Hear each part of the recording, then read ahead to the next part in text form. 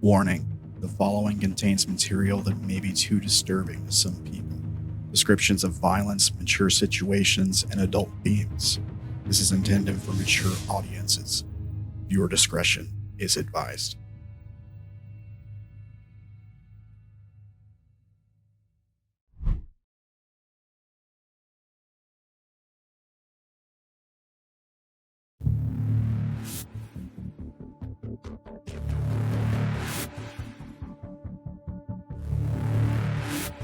I leapt headfirst into the black, searching for answers. I found only more questions. My memories fade with each step. I feel a weight. It's so heavy. I find nothing. And here in darkness, I awaken for the first time. My skin is on fire. My lungs ache for air. My body's too weak to stand. To fight back. The pain pierces every thought.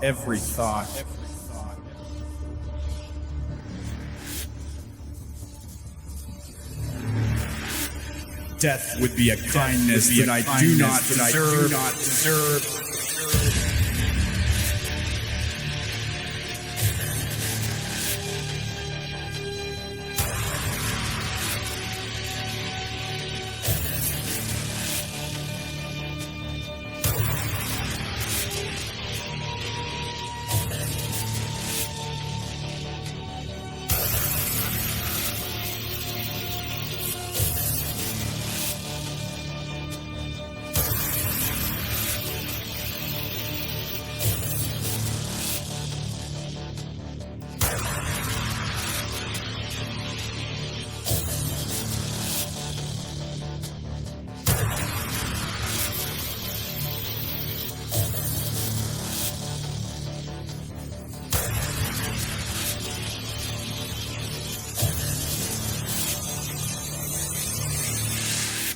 Let me die broken.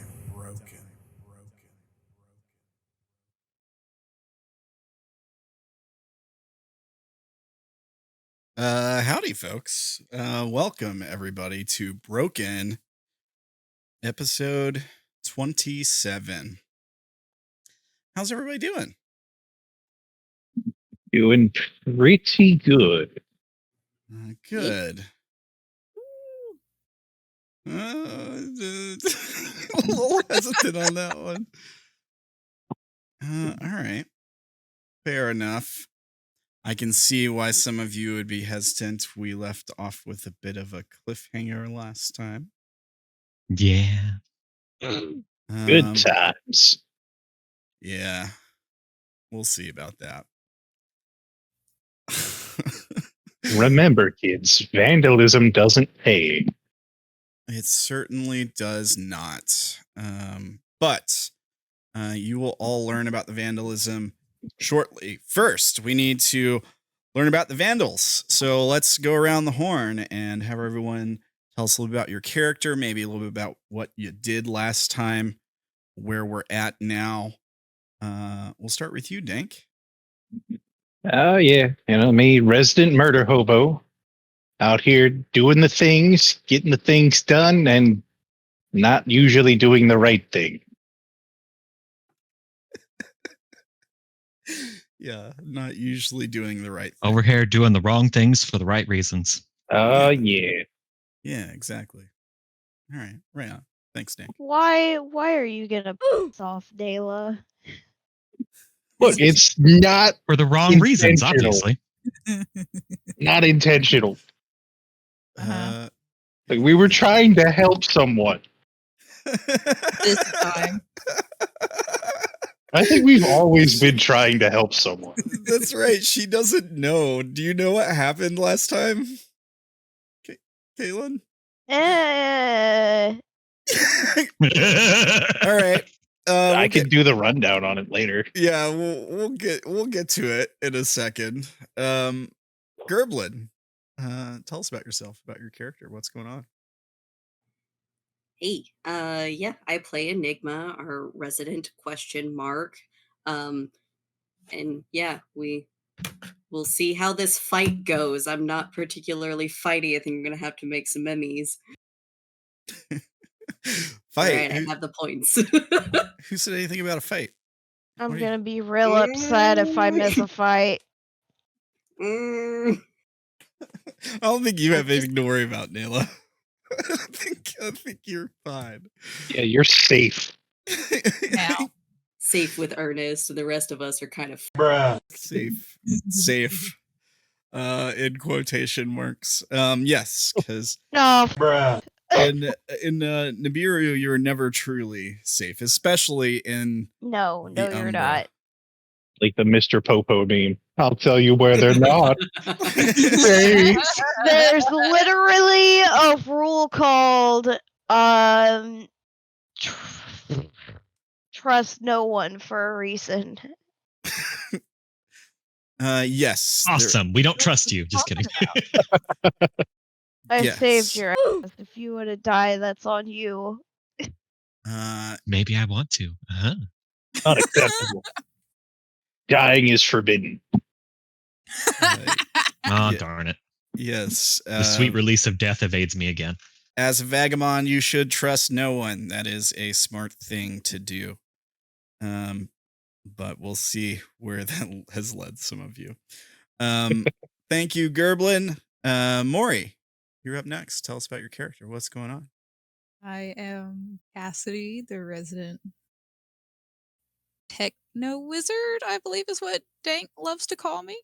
Tech priest. Priest. I believe you have used techno wizard at somebody has used techno wizard at some point. Yeah, it's the same kind of thing. Yeah. She's the I- technomancer. I yanked something out, shut the whole building off while we're on the 31st floor. Did not properly perform the maintenance rituals. The machine spirits have been angered. I was trying to keep my arm from getting crushed, thank you. That's fair. Yep. And they also trapped an NPC who I'm not happy with up there with us. Yeah, that way they can take the blame. You got to have a patsy. Yeah, also makes Always a it very scapegoat. I've easy learned to- this well. Hmm. So we'll see how this goes. We will. We will see how this goes. Good luck, everybody. Thank you, Maury. Why do you keep making it sound like I'm gonna snap and murder everybody? Oh, You that's not at probably all. will. That's not at all what I was saying there. Okay. Well, thank you, Maury. Caitlin, you're up with Naela. What's going on? Tell us about your character. What are you doing right now? If I recall, we were missing you last time we played, so I sent you and Ernest to the inn, right? Probably doing her daily dosage of Kraj.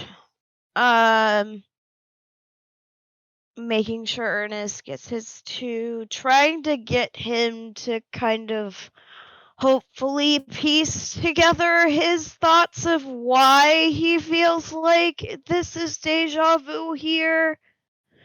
And then just kind of continue working so we can have some place to stay.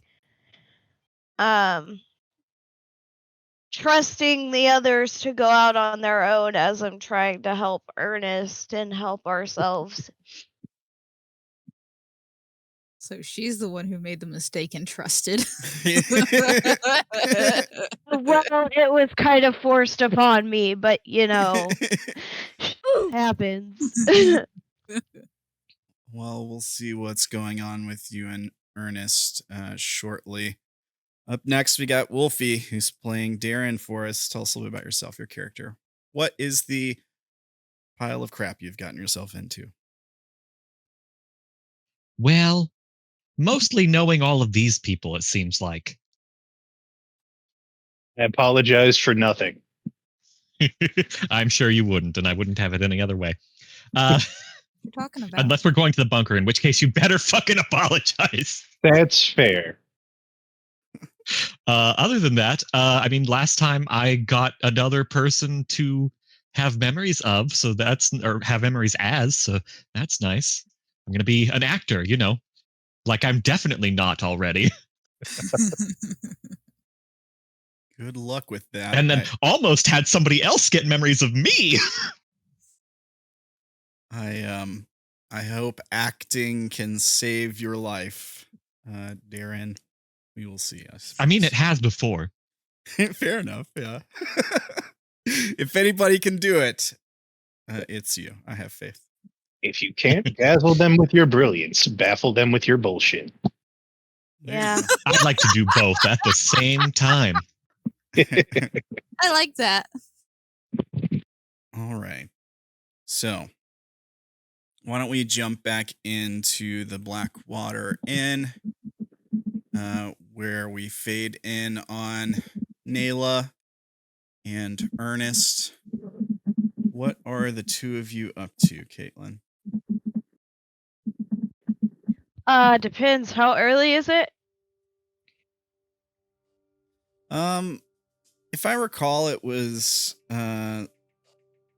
like midway through the lapse. You guys had done a few things that day, right?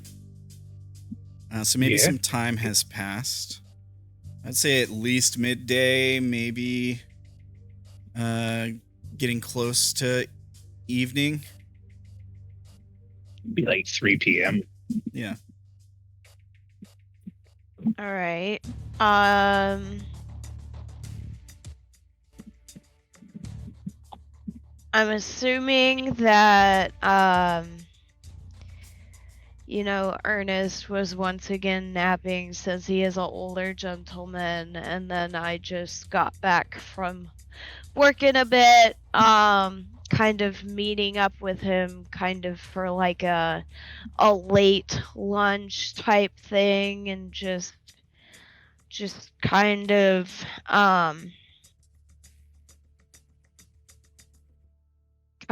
asking,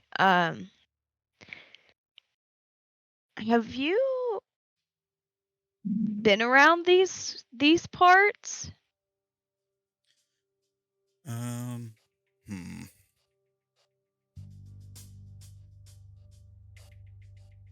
Let's see how he's doing right now.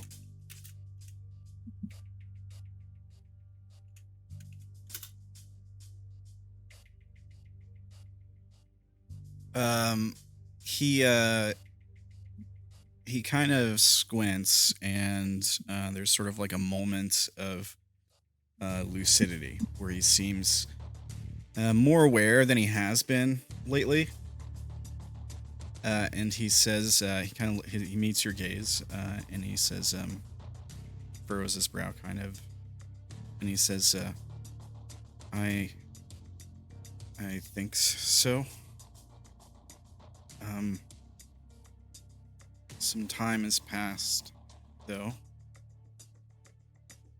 It's just all so fuzzy. Can you tell me what you last remember of this place? Anything? I gotta admit, I'm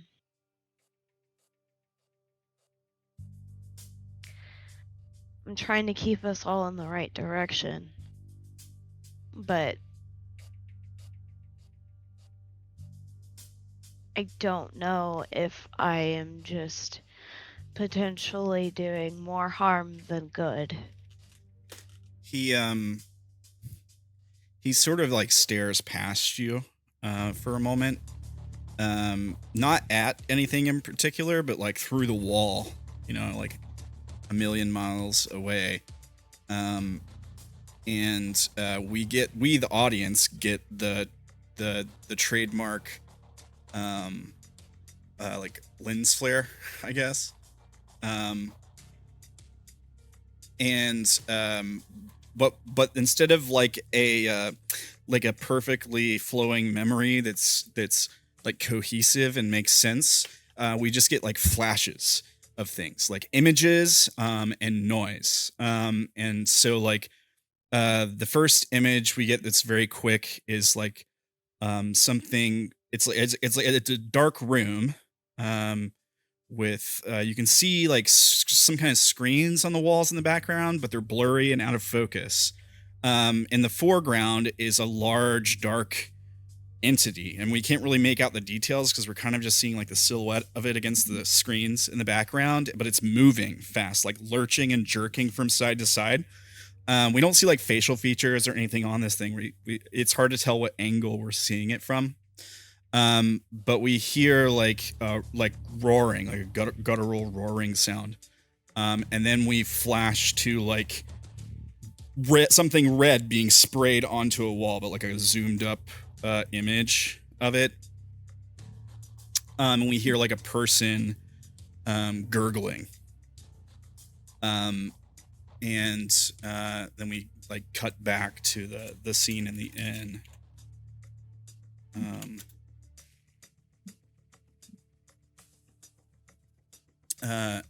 And he says something horrible, violent, something filled with rage and so much hate.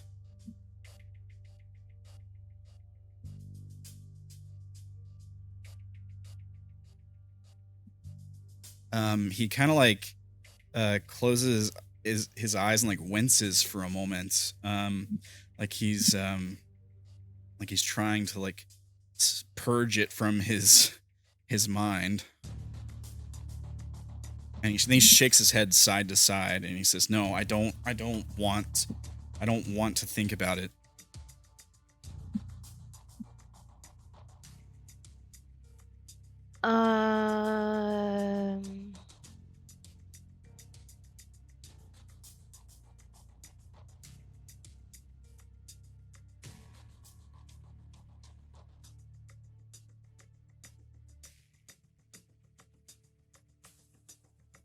When you're using a revelation, you can use this on NPCs, right? I would think so. What is the revelation you would like to use? Revelation of the giver. Essentially, what it says is the revelation can be activated to write a calming effect from your vagabond's past. This remembrance is so strong that it can reach into the mind of others. By spinning an influence point, vagabonds that are near the invoker of this revelation can write it too. Once the memory is written, each character that wrote it makes a special roll, 3 dice, and recovers one of their mind steps of each 4 that's rolled. The memory has no personal effect, so you don't get like a +1 or whatever. Okay. So is that particularly only if you go down like a mind step? Yes. I mean, I probably should give him a stress test anyways for that memory he just recalled.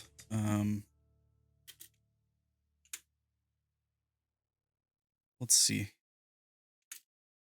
Probably violence. I'm gonna say 4d4 is gonna be the target. Oh, okay. All right, so that's what he has to roll against.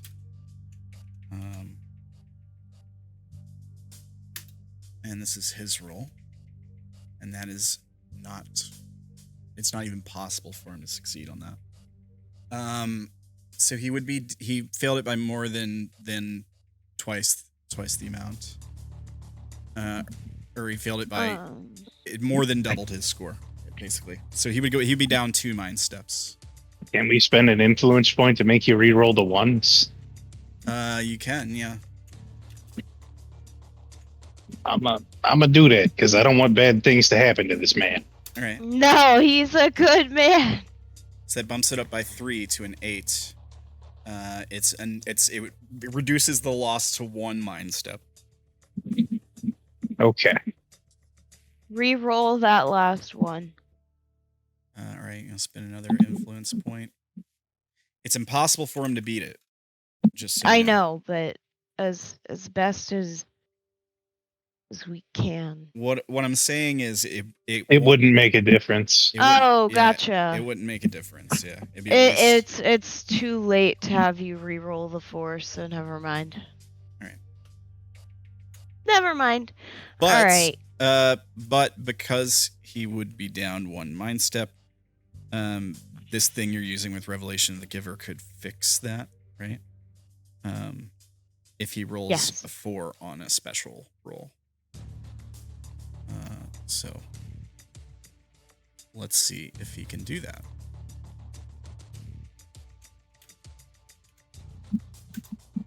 This would be the special roll. He did I not believe. He did not give a 4, but can you spend an influence point on it for a special roll for someone else's special roll? No. I think that's like one of the few things you can't. Yeah, I think you might be right. Okay. So he would recover no mind steps. But vagabonds that are near the invoker can write the memory too. Okay. So you write a common memory from your past. You spent influence points to use this revelation, right? Yes. So you get to write a calming memory from your past onto your sheet, and it would probably have to fit the theme of your habitat, so it'd have to be from the point of view of some kind of animal. But he also gets to add that same memory to his sheet, meaning the two of you share a memory here. It gives him something else to focus on, at least for the moment. Yeah.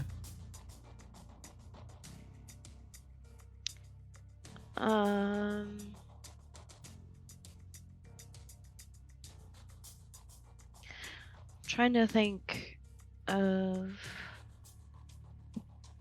what I can do.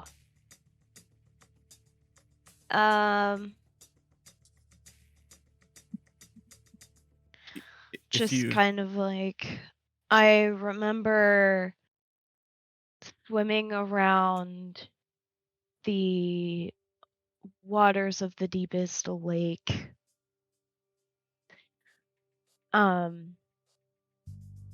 Being surrounded by my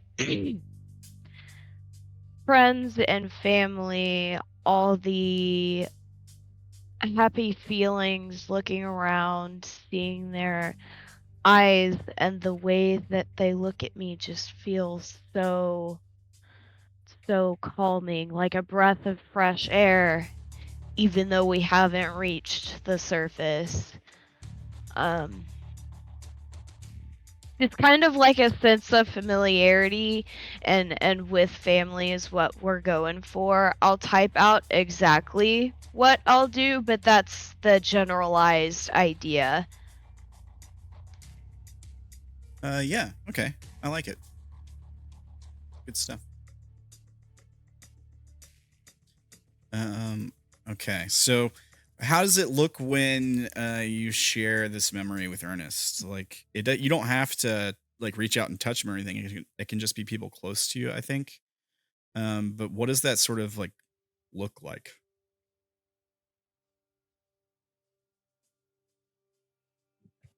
So I don't know if it would be feasible or not, but it would almost kind of be like they're both looking at each other and just kind of like a reflected light through their eyes to where they see the same thing.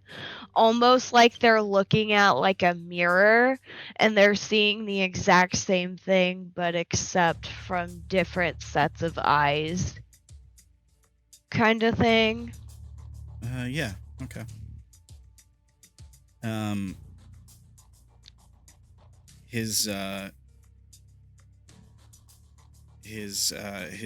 face becomes a tad bit calmer. There's still some tremors just under the surface. You know, like you can still kind of tell that he's sort of on the edge a bit. And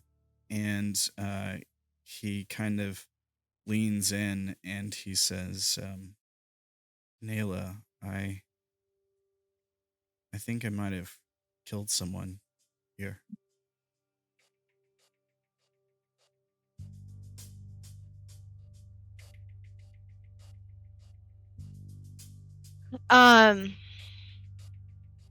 Just kind of puts her hand on his shoulder, very gently kind of squeezing it, and is like, you wouldn't have done something like that if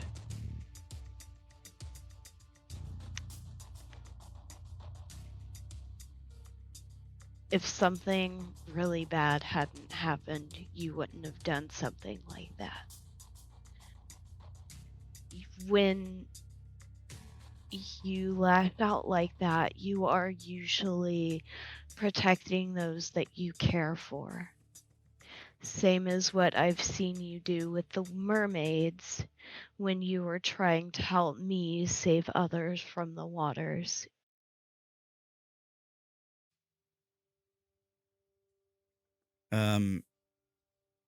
Yeah, he nods. You know, his eyes tear up a little bit. And he says, I can't remember the reason. Maybe this is why they're after us.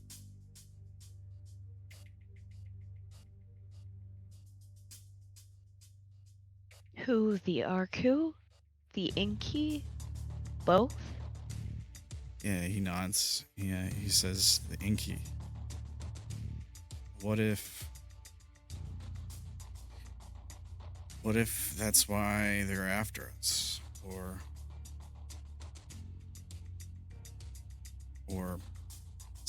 something like that. The Inky are after us because we are things that they do not understand. That's why they want to take us and use us as science experiments to learn. Yeah, he nods, but he does so in like a way like you just reminded of him of something that is kind of obvious, right? Yeah. And he says, right. I can't shake the feeling that something bad is about to happen. And when he says that, we see like the lights in the room like dim and flicker for a moment, and then raise back up. They don't go out entirely. It's just like dim and flicker for a moment. Maybe we hear like the sound of like a power surge. And I think maybe that's where we end that scene. Sounds good to me.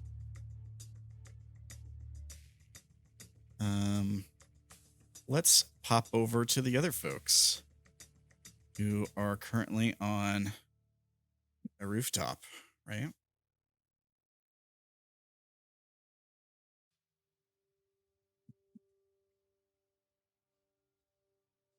Rest of the team over here hanging out on your nice fancy rooftop. Oh yeah, with all the blaring EDM music, or I mean alarms. Yeah, No, it just did the one thing and it turned off. I'm sure it'll be fine. It's gonna be fine. Yeah, I'm sure it'll be great, guys. Yeah. So that's the thing, isn't it?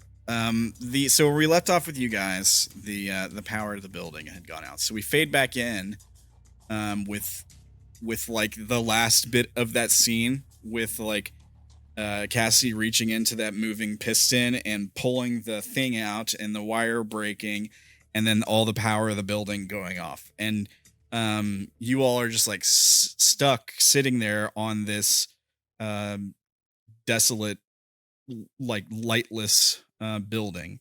There's still some light in the background, like from other buildings, some faint light.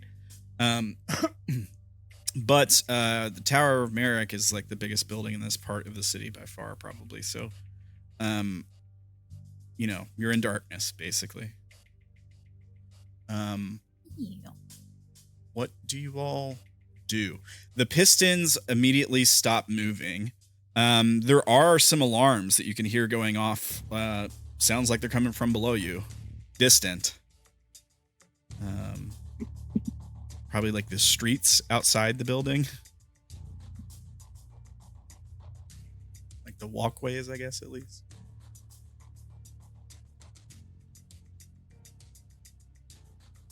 Oh. Well, we obviously can't just put the thing back because it was ripped out.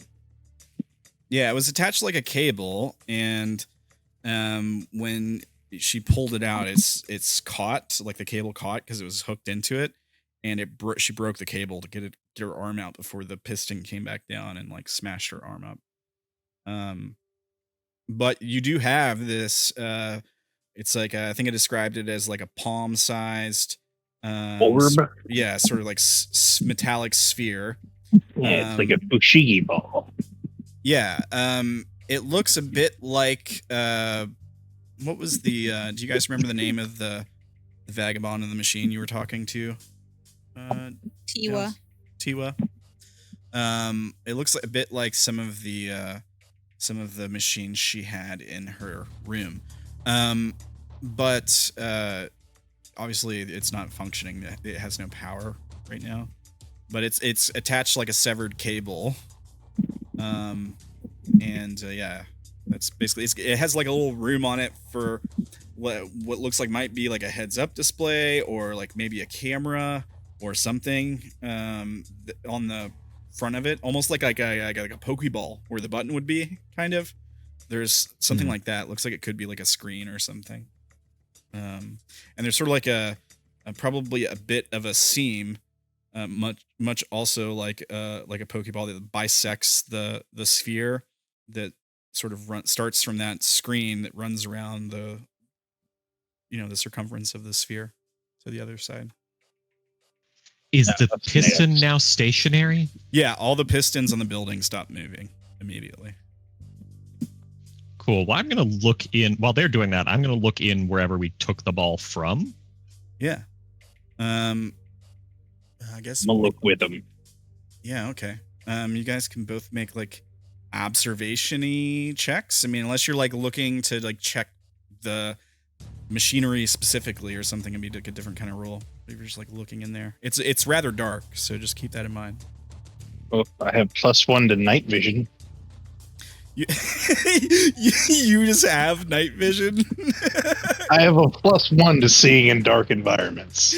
I suppose I'll allow it. Yeah, I mean, because your eyes do adjust. I also have a Seiki lantern. Fair. Yeah, you guys do still have those.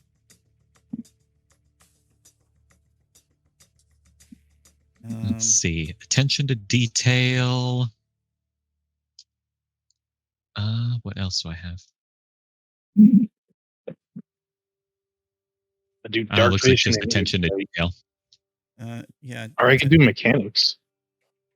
It depends on what you're looking at. If you're doing mechanics, you would have to be looking at the machinery or something to do with that. Yeah, I'm more looking like just at whatever it is. So Mhm. I just want to see if there's anything else strange as well. So Sure. I'm not necessarily looking specifically for what the machinery is. Sure. I'm gonna look at the machinery while you look at other things.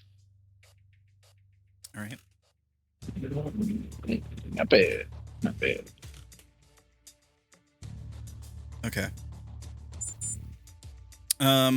So the okay. So first things first. There's the piston is just shaped generally in a way that when it moves out in and out of the building, kind of where it tucks in and out, it just leaves a little bit of space. Just from the way it seems to be maybe cycling a bit of air, or there was also like some steam being vented from the area a bit. The little cubby hole it was in, it didn't have any other bits of machinery in there. Just kind of looking at it, it just looks kind of like a somewhat convenient hiding spot. The cable that was attached to it is still like the end of it where it broke off is still dangling in there. And it retracts, like if you follow the cable, it seems to go into like the side of the like cubby hole, and lead somewhere down below the piston. So it's the piston. So like maybe into whatever room is below this, or like if it's like a ceiling crawl space below this, below the floor here. It might be in that kind of area, maybe. Like it could, if there's venting ducts or anything like that. Is that area big enough for Waywatcher to fit? Yeah. So what you could do is if you can manage to like put Waywatcher in the cubby hole, you could like you'd have to push pretty hard to get the piston to go back down because it's quite a large piston, but and there's no power. But you could like put him in the cubby hole and then lower the piston, and Waywatcher could, like, if there's anything to move around in there, it can go take a look for sure. What do you guys think about that? That's fine, but I want him to scan this first and see if this was the anomaly. And she's gonna hold it in front of him. Yeah.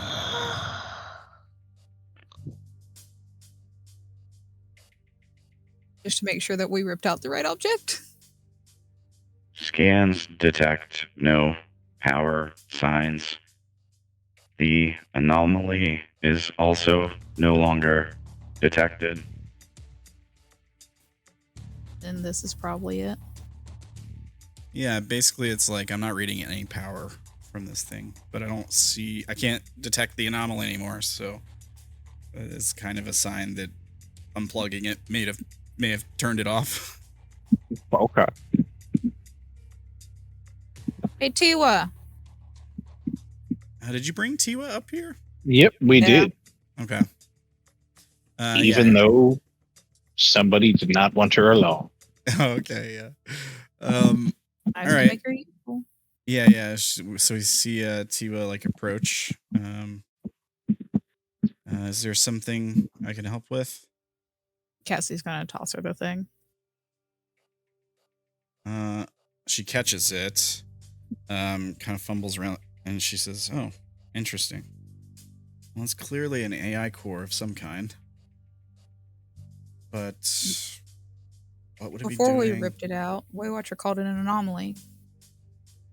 Why would it need to be shielded? Well, it can be used for all sorts of things.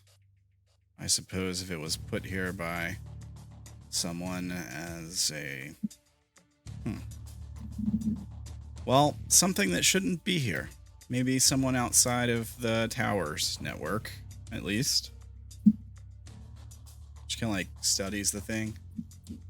And she says, peculiar though, it looks just like all the other AI cores I've found in the building. None of them were shielded.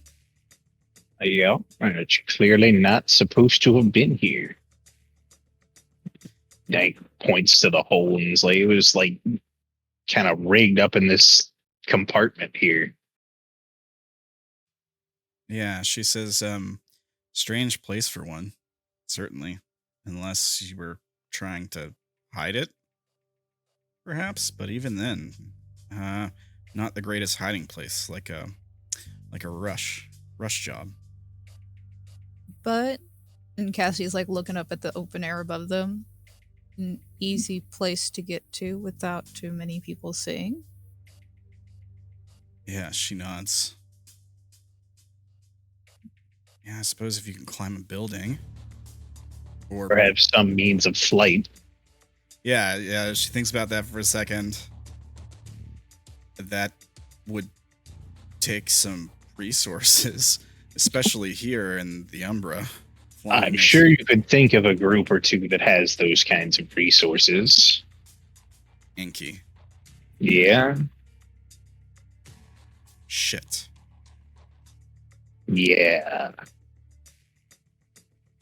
Okay. So if this was Inky, and that means it must have been plugged into the main power source of the building, right? And we just shorted everything. Okay, so they're gonna know immediately. Okay, we need to get out of here. Yeah. And the elevator probably isn't going to work now, so... We need to fix the building. Yeah, but how? Look, the building is the least of our concerns. There's no way we can get everyone out of their rooms.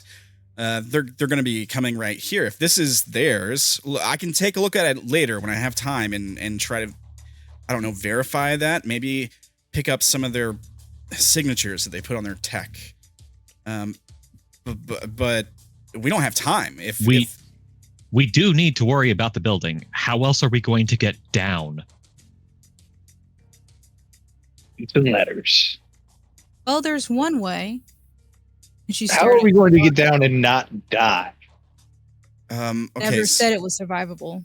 No. So the elevators are not working, right? Because there is some electronics that would be required for that. But the chutes would still be full of water, I suppose. So we'd have to swim out? You want to go down 31 stories worth of water. Well, they're probably not entirely full. We'd have to test one first, I would think. Dibs. Throw something down it. Hope we hear a splash instead of a thud. I'm not entirely accustomed to this place, but I already know that this place has a higher G-force than Earth. Yeah, falling down an empty elevator shaft would be bad. She There's nods, nothing yeah. to contain this water. It's probably gone. Okay, so the elevators are out. She says, well, the tubes that elevators travel in, they're pressurized. Well, yeah, but now that there's no power, how is it staying pressurized? Well, most pumps do stop in a closed state, so there's probably still water there. Just we don't know how much. Yeah. It depends on where the elevators were when they stopped. We did take an elevator up. You did. But did it go down at all? We don't know. Probably. We're on the roof now. But hopefully it didn't go down more than 60 to 80 feet. You can still make a landing from that height in water without it being fatal. Higher than that, normal gravity. In normal gravity. Normal gravity is only what? 3-4 stories? 10 foot a story, I think. 10 to 12 feet or something like that. Yeah, so it'd be 10 feet a story. Yeah, double gravity though. Oh, wait, is it double here or is it times and a half? You're really close to the 2G line and shit. You might as well say double. Okay, so 40 feet. You could be all right after 40 feet. So we just have to hope either the elevator didn't go down more than 4 floors or that the pumps are good enough that they can keep it from leaking that much. All right, yeah, let's go find an elevator shaft and check something down it and see how long it takes to make a splash. Bye, Waywatcher. No. Do not meet the robot. Are you still wanting Cassidy to send the robot glaring into the there. piston? Are we wanting to do that? We are kind of on a time. I think it would be a good idea, but I think the best idea is to fix this place because then it could be foisted off as, oh, well, electronics. Sometimes they do weird things. yeah, technology's finicky at the best of times. Okay, if we fix it, it'll be okay. If we don't have the means to fix it, we're going to have to try to book it down as fast as possible. At least if we attempt, we can say we attempt and it looks better. Not We if made an try. attempt. We get a gold square. There were no survivors that day. So It's not a star because they don't know what those are. I'm not sure. Space Australia. There's two different kinds of these little four-legged machines. We saw one kind with Waywatcher. It's called the Waywatcher AI. And we saw another kind in our B team arc where the tram, Fixer. fixer. Yeah, the AI. repair one. Mm-hmm. Waywatcher is I don't think that he's necessarily. Yeah, he's not going to be able to fix like that. But can we not do the thing like remote surgery sort of thing where Cassidy or someone is controlling the robot to fix things? Potentially. You might have to rig something up to where you could attach like a blowtorch to him or something. Yeah. I have a blowtorch. We need to know what's wrong before I can rig anything. Just looking at Waywatcher, the question is where would you put it? You might have to tie it to one of his appendages or something if you're gonna do something like that. Dank B has the blowtorch. Damn it. Cassidy's going to light her Seiki lantern, and she's going to look down and try to find the vent that they're talking about. Okay. I mean, you were the one that pulled it out of there, so you should know which one it is. Yeah, you know where the cubby hole is. The problem is that, But this way I can at least see with light. yeah, but it's still up right now because when you pulled the thing out and disconnected the power, it was in the up position. So if there's a crawl space underneath, it would have to be down to access that, right? So you couldn't just look into it and see what the space below it. That makes sense, or at least much of it. If there might be a little gap there that you can kind of see, if that makes sense. But the piston would have to be pushed down, and then it would be closed. So if there was something in the cubby hole, it could then crawl into whatever crawl spaces that the wire leads to. Yeah. So yeah, can we not just push the piston down? Yeah. So it's not people-sized. No, it's not people size. Okay, so we put Waywatcher in there, get him in the spot, and then push the piston down so he can. Well, shit. Then how would we get the piston? Oh, wait, he'd be in the floor or crawl space. He could probably. No, wait. What are you talking? No, he's saying that if it's down, we can access things. Yeah, but if it's down, it's closed. Leave her alone. No, now it's closed because it's up. Yeah. Well, okay. So if it's down, you can get it down part way and leave a gap to where you can kind of see a bit in there, but you're not gonna be able to see everything. Cassidy's going to turn to Tiwa. Can we not find something to push the piston down further? Yeah, you could. That's what I'm saying. But you guys, it's a relatively it's tall. Human-sized. It's a tall huge. piston made out of What I'm hearing is I spray it with WD-40, then I jump on top of it. You're gonna have to make a roll. No. It's down in a hole. To push it. No, it's sticking out of the building. It's sticking out of the top of the roof. It's sticking out of the roof. It comes up out of the building. Here, it has a recess that it goes down into. Let me draw something for you guys to kind of. I think it'll make this. Think like a piston in an engine. It I goes up would and down. appreciate that. So When it's up, there's a little gap. When it's down, it has that space where things can travel through, but it would be closed off, just like in an engine. If you're looking at the roof from a level angle, right? This is the roof here, we'll say, right? And I'm gonna leave a little gap for where the piston's coming out. The piston is coming out maybe it's shaped like this. Does that make sense? And so you can see in here, I'll draw an arrow. You can see into that part of the piston. There's an area to reach your arm in. But the recess that the piston retracts into in the floor is shaped like that, right? So the cable is coming from that. That's the cable. And it goes into something here. But we can't tell what's in there because the piston is up right now, so we can't like. There's a floor kind of on the piston with like a hole for the cable to come through, and so there's like a little. This is your cubby hole where I'm drawing this X, right? Once the piston is pushed down, whatever's in the X spot is now in this circle spot and can move into this cubby hole, or maybe if there's something else this way. Does that make sense?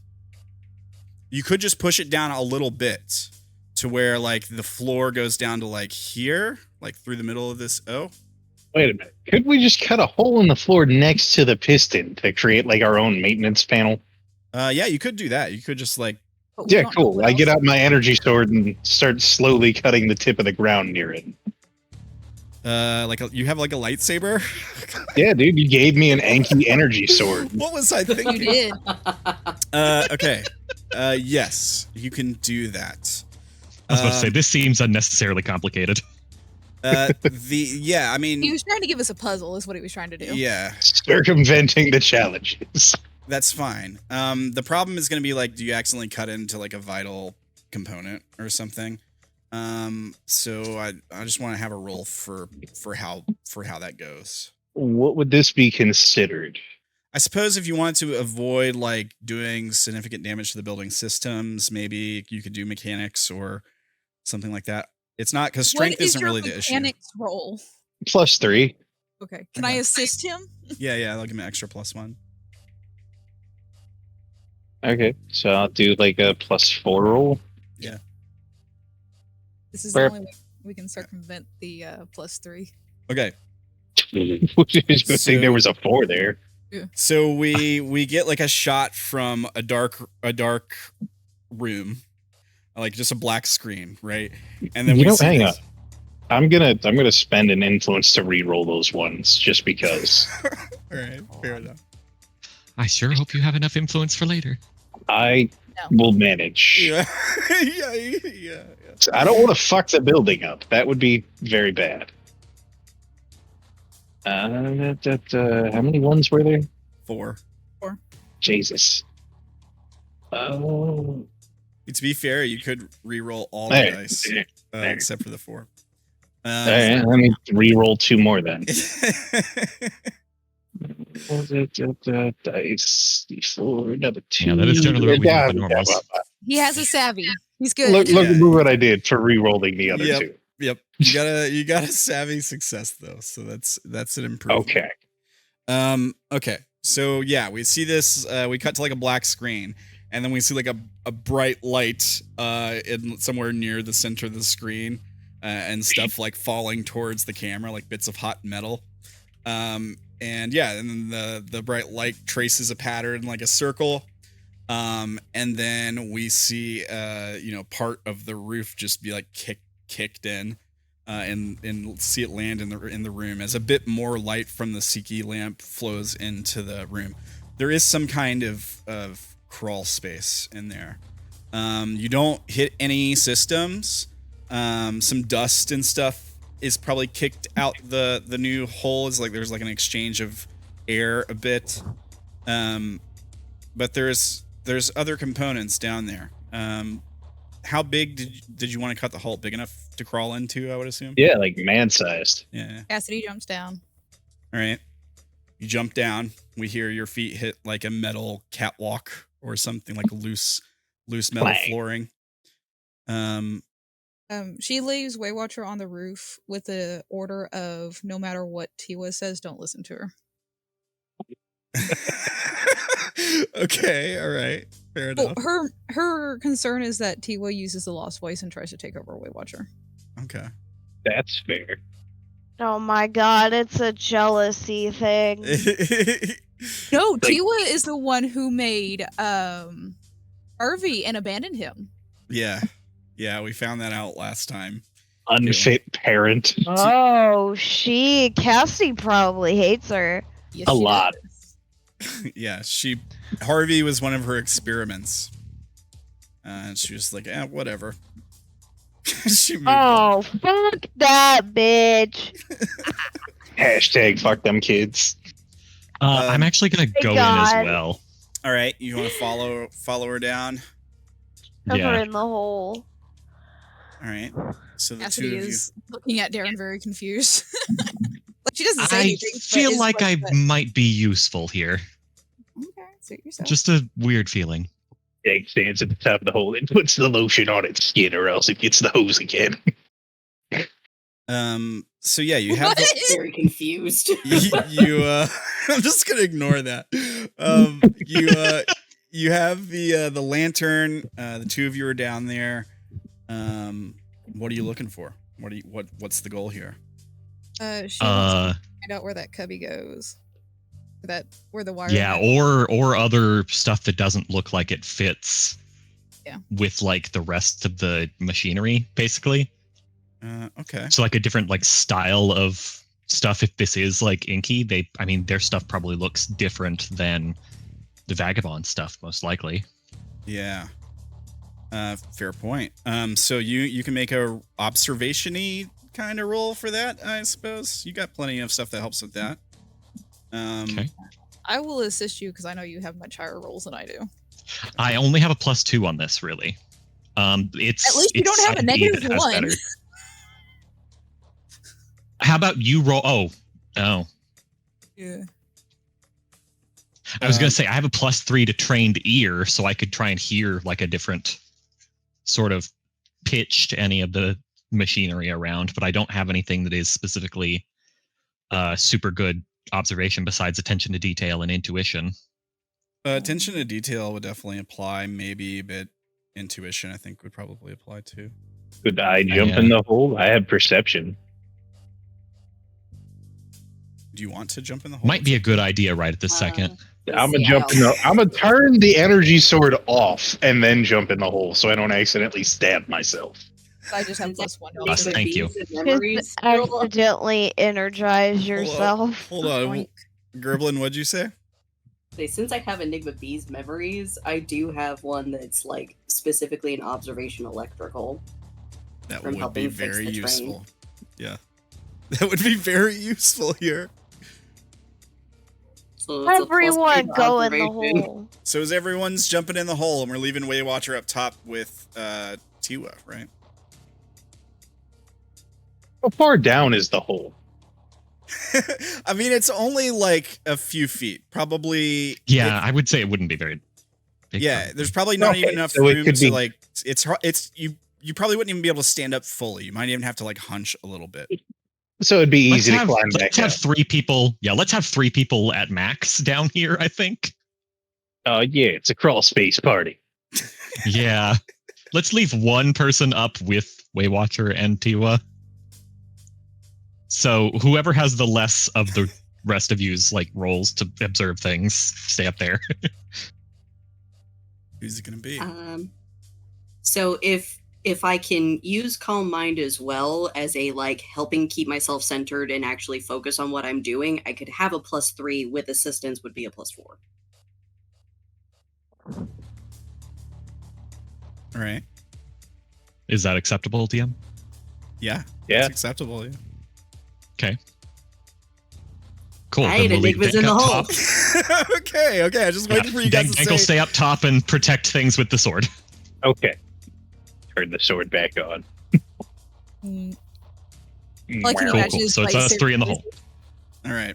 So we see Enigma make their way down into the hole also. Which fits since Enigma's small. Yeah. Very true.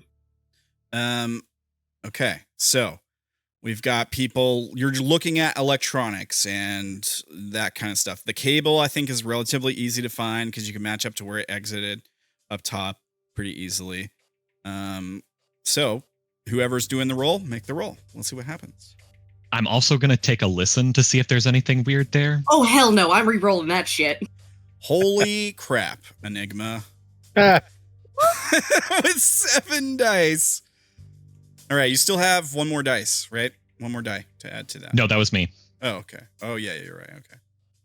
there you There go. we go. Now we both That's got much savvy. better. Okay, so you both Yeah, got I was 7. listening for things, and Enigma was looking for things. Okay, listening, you hear something mechanical kind of sounding. It doesn't sound like electrical. What you hear somewhere in the distance, sort of it doesn't even sound like it's coming from this level, but maybe it's coming through a vent somewhere far along this catwalk. You hear like the sound of almost like a door, like a heavy door sliding, and like a hissing sound. Like, so you hear like a hissing like water or hissing just like air? It kind of sounds like steam, maybe. Okay, so maybe there's like a generator that's doing some weird things, and maybe somebody's moving around down there too. Anyways, it interesting. It lasts for like it lasts. So you hear the door sliding sound first, and then the hissing sound for like 5 seconds, and then there's a pause and silence, and then you hear another one, same pattern, from a slightly different direction. And then there's a pause for a few seconds, and then it happens again from a different direction again. Maybe from behind you this time. Again, still not near you. Okay. And they don't repeat, but this happens a couple times. Interesting. Okay. Oh. Yeah, I'll mention there's something going on around here that is not electrical, but I don't know what it is. We need to find stuff and probably get out of here as much as we can. And I'm on it. Enigma. I think I know what it is, and if I'm right, I don't like that. Enigma. So tracing the cable back, it leads back to like a splitter box kind of looking area. And the splitter section looks kind of normal. But it feeds in 2 different directions. In one direction, you find a cable that doesn't match the rest. And there's a whole subset of stuff that's attached to that, but it doesn't seem to like feed into the rest of the building. The other direction feeds into the rest of the buildings. So basically what I'm saying is that whatever this was plugged into, the cable that came off of this orb, almost like a set of Christmas lights. If you take one out, it turns off all the rest. Basically, like some like main power ran in and first went to this orb, then went to 2 different places. One of those places is the rest of the building, powering everything else in the building. The other direction is it's a bunch of fresh, clean-looking tech that doesn't have really dust on it or anything, especially compared to the other stuff down here. But it's like a bunch of different systems. It seems like it's something you could store data on, almost certainly, but it's like welded into the like ceiling in here. And it's not clear exactly how the data would be transmitted. There's no like place to plug anything into it, or anything like that. It connects to, I would say, like probably some sort of transmitter, like some sort of like wireless transmitter. Gotcha. After looking at it for a minute, you can probably tell that it's big enough. It's easily something that can be sending signals out. Fair enough. I passed that information along to our resident techie.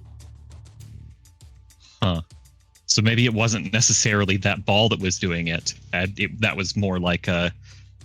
Oh, maybe that was the Transmitter. Transmitter, yeah.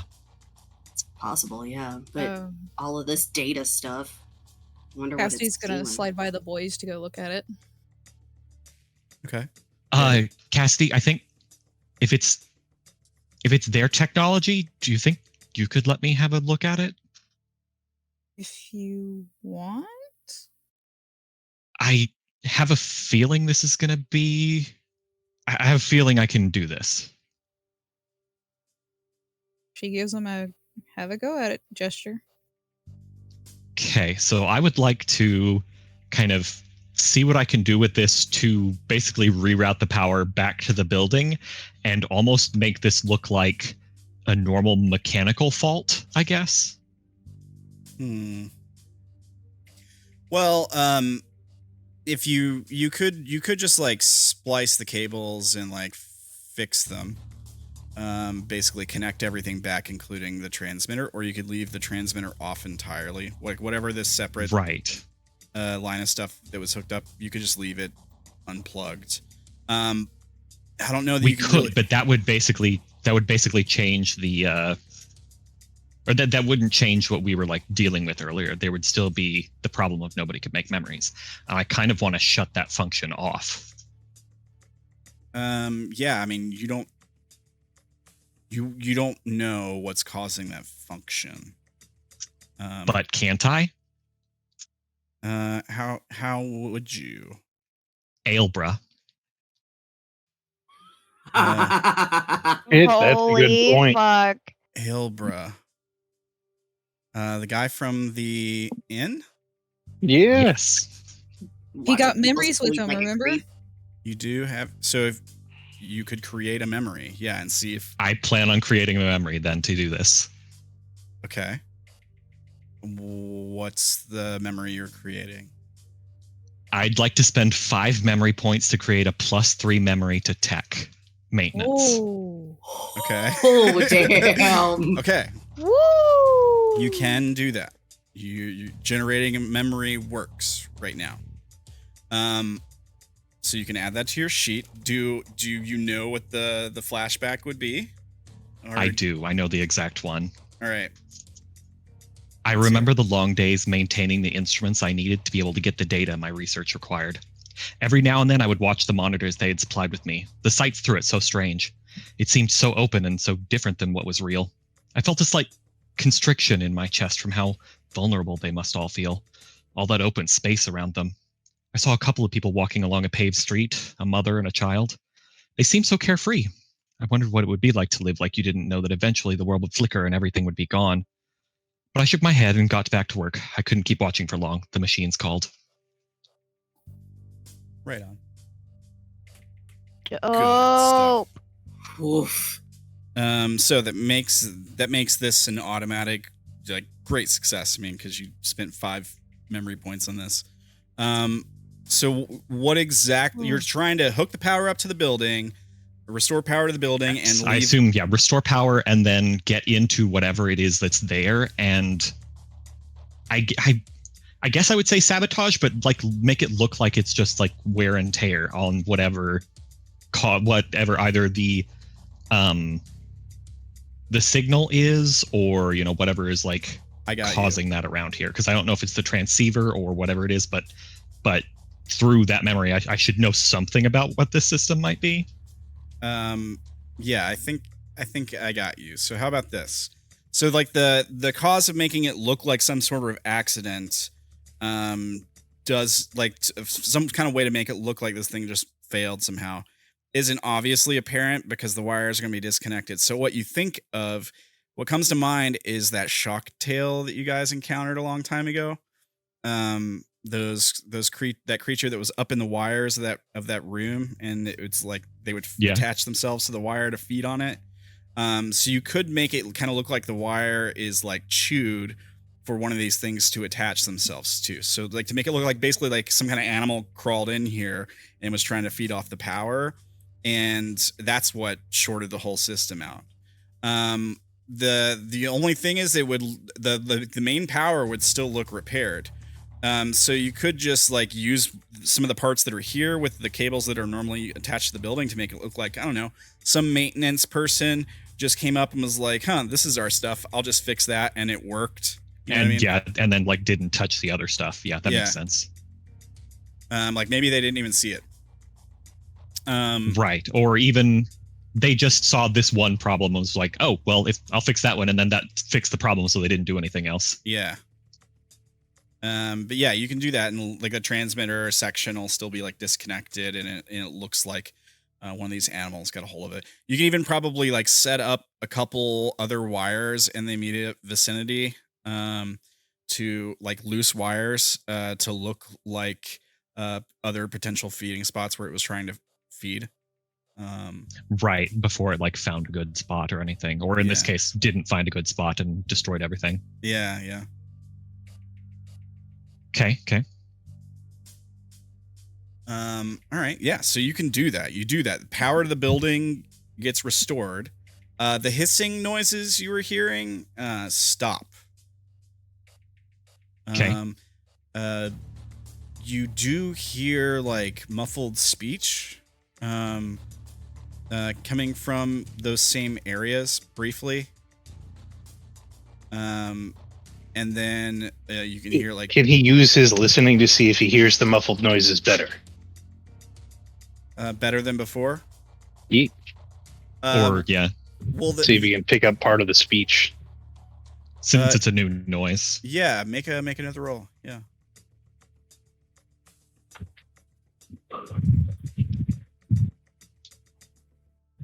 Critical success, rule of threes. Nice.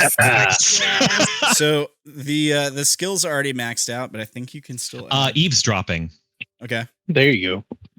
Holy shit. If do you have a memory in mind, or do you want to worry about it later? Later. That one I don't have prepared. Okay. All right. So here's the thing. The voices you hear, it's a critical success, so I'm going to tell you. Don't worry. They're familiar. It brings you back to Point Moriah. Oh. You guys remember Point Moriah? Yeah. Okay. So the moment it brings you back to is the Nexi that you fought there. Particularly, you caught one of them, and I think interrogated her. You hear her voice. Her voice is one of the voices, which is weird because you guys killed her. I'm pretty sure. You killed the other two. You killed the other two too. They didn't get to talk much though. But with a critical success, I think you might recognize their voices too as part of these voices.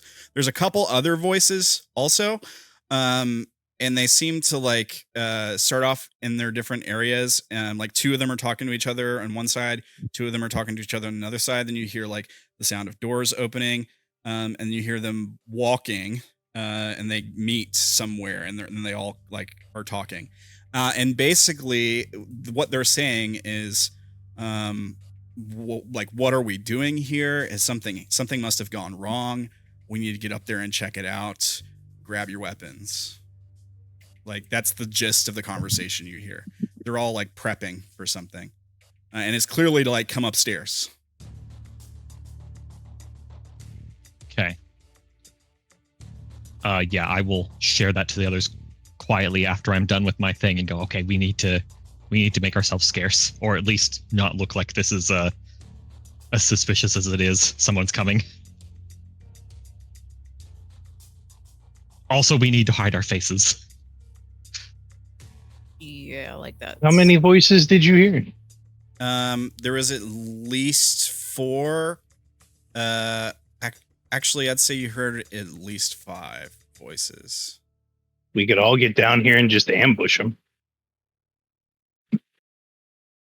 I would prefer not. We could make it look like that. Do you think you could like remelt the edges? And make it look like not like make it look like it was still damaged, but that it's not like an opening, because that piston is probably going now. Yeah, the I'm piston pretty would be sure we could moving. do that. So you're gonna try to weld the. Yeah, I'm gonna weld it back shut. Cassidy's Very gonna sloppily, call but Waywatcher. yeah. Go ahead, Cassidy. What? Cassidy's gonna use her things Waywatcher gave them, the little wristlets, and call Waywatcher to come down. All right. I thought we were going back up and then welding this shut. I think what they're saying is, well, you welding said we were yourself going in and doing it. Yeah, and then once they're gone, then we come back out. So we're gonna hide down here where they're going to try and look. I mean, not necessarily. If they don't see anything here, they may not go into there right this instant. They may have to get like something to get in here. And then we kill them. Okay, cool. That's also part of the plan. Yes, if they do come in, then yes. All right. I'm gonna try to weld the thing shut from the Is inside. she looking in, or is she staying from on the the roof? inside. We should all get in here. We are. You and the other dude are not the only one. The only one that's not in here. The other girl. Wait a minute. I'm going to be on the outside after welding this shut. No, you're gonna go Get in inside. here and weld it shut from the inside. Okay. Oh, Okay. fucking God. Just making sure. I was asking if you had the space of mind to get the fuck in here too. Yeah. I'm assuming. All she right. would. Gonna get in there, get the bit lifted up, turn the beam sword on, and I don't know if you can weld it back on with a beam sword. Is the I thing. have a battery powered welder and I toss it to Dank. All right. okay. Cool, There right we on. go. There you go. All right. So yeah, you're able to like weld it back on, melting the edges of it. It's kind of a iffy fit, but I guess make a roll. If no one looks too close. Oh, okay. Yeah, I'll make a roll. Make the hell out of this roll. It says the roll is a critical fail. If we have time, I'd like to do something.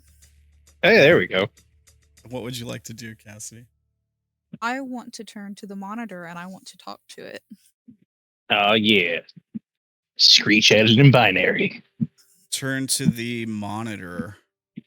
The inky I don't pet. know if there was a monitor on the. Oh, you're machines talking I about was working on. the little orb thing, right? No, the what's Oh, that'd be set cool into too, though. that Aaron fiddled with. The The actual Oh, device. the transmitter. Not thing? the orb, the stuff that I was messing with. Um. I call it the monitor because you said it was like set into the wall. Yeah. I mean, it's Well, like but I don't think it was a monitor. Yeah. yeah, it's like a bunch of circuitry and stuff attached to the ceiling. Oh. Yeah, I don't think it necessarily has that sort of intelligence, but I mean, it has. It also doesn't. power. It doesn't have power right now. He disconnected all that Oh. stuff. Okay. yeah, I made it look like because I didn't want to not be able to make memories. Yeah. Never mind then. Okay.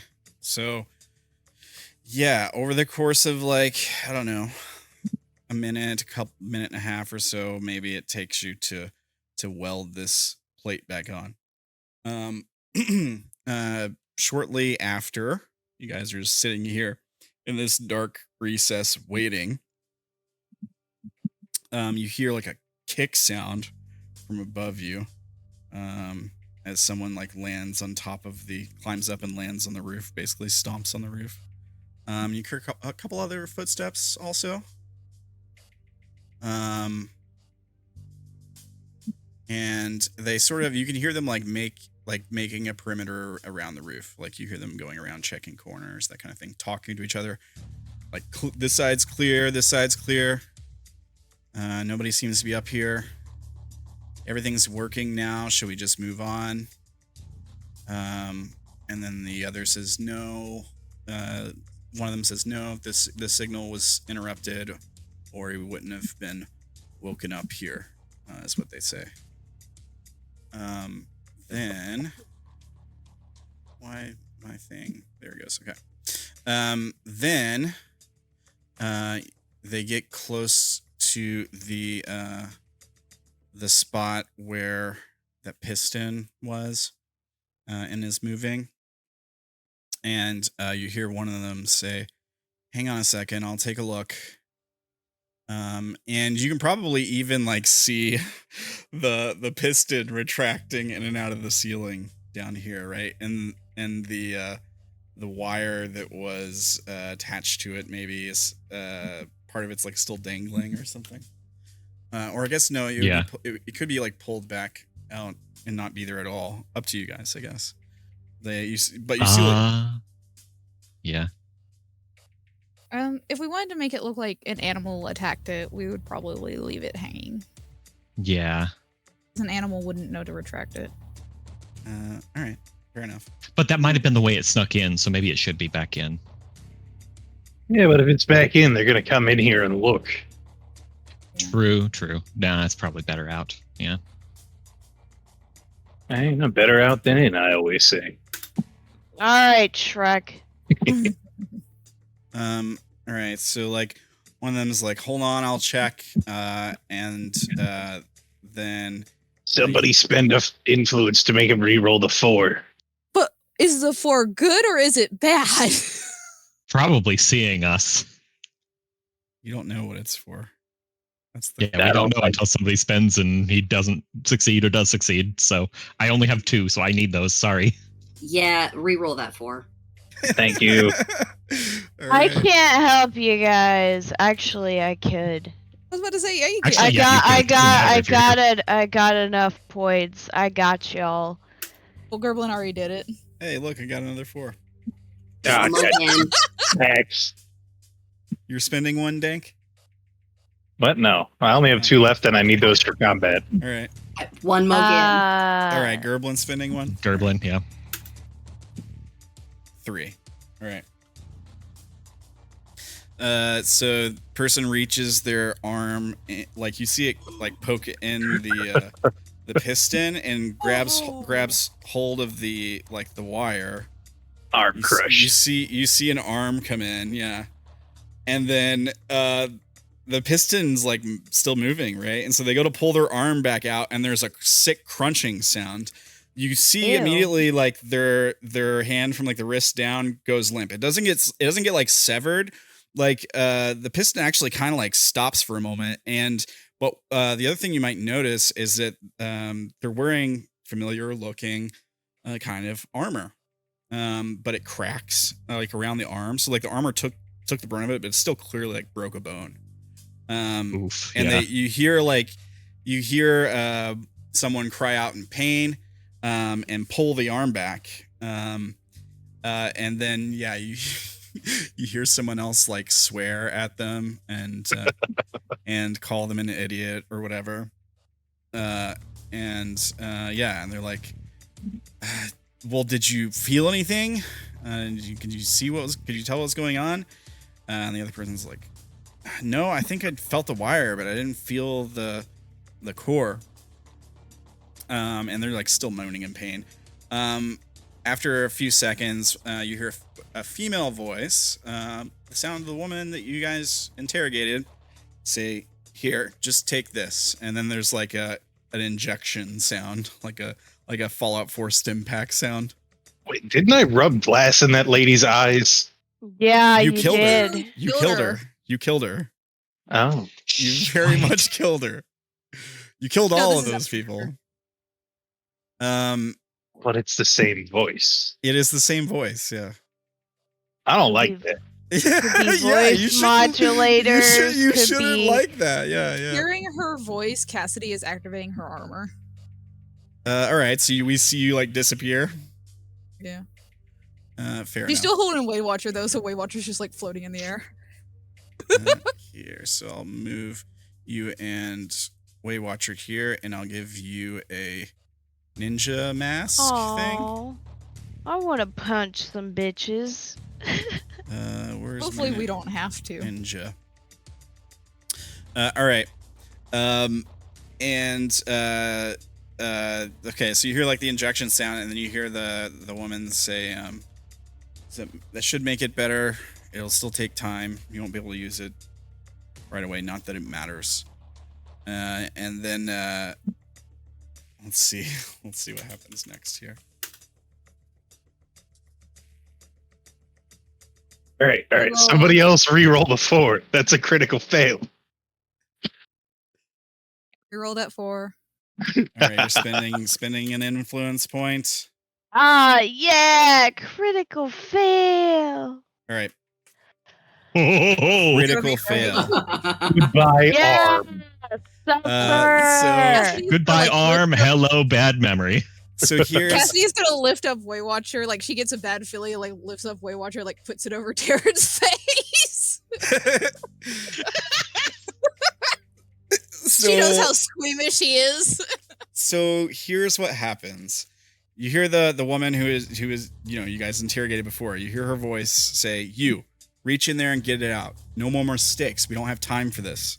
And then you hear Sorry for this poor bastard. you hear some guy be like, "Yeah, yes, ma'am," right away. And then same thing happens as before, where you see like an arm try to reach in, feel the cable, but there's nothing attached to it, so they hesitate. This time, this guy's not wearing the armor, right?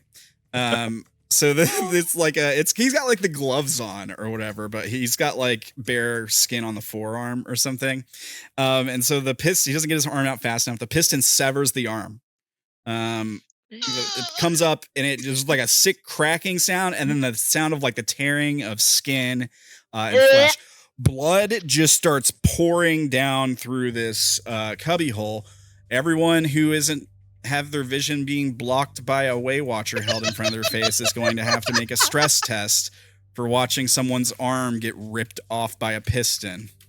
Oh my god. Oh man. Oh fuck! I don't remember how to do this. So the way this works, there's like one or two people. It's contested. Yeah, it's a contested roll.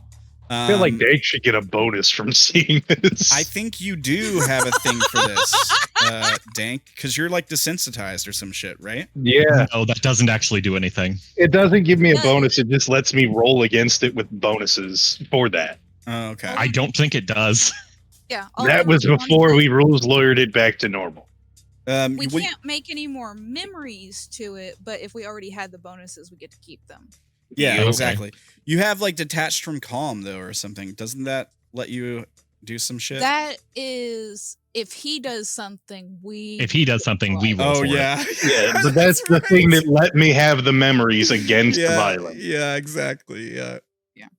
All right. God. Well, with the B I have team. I have a +1 to response to violence, so at least it negates my -1.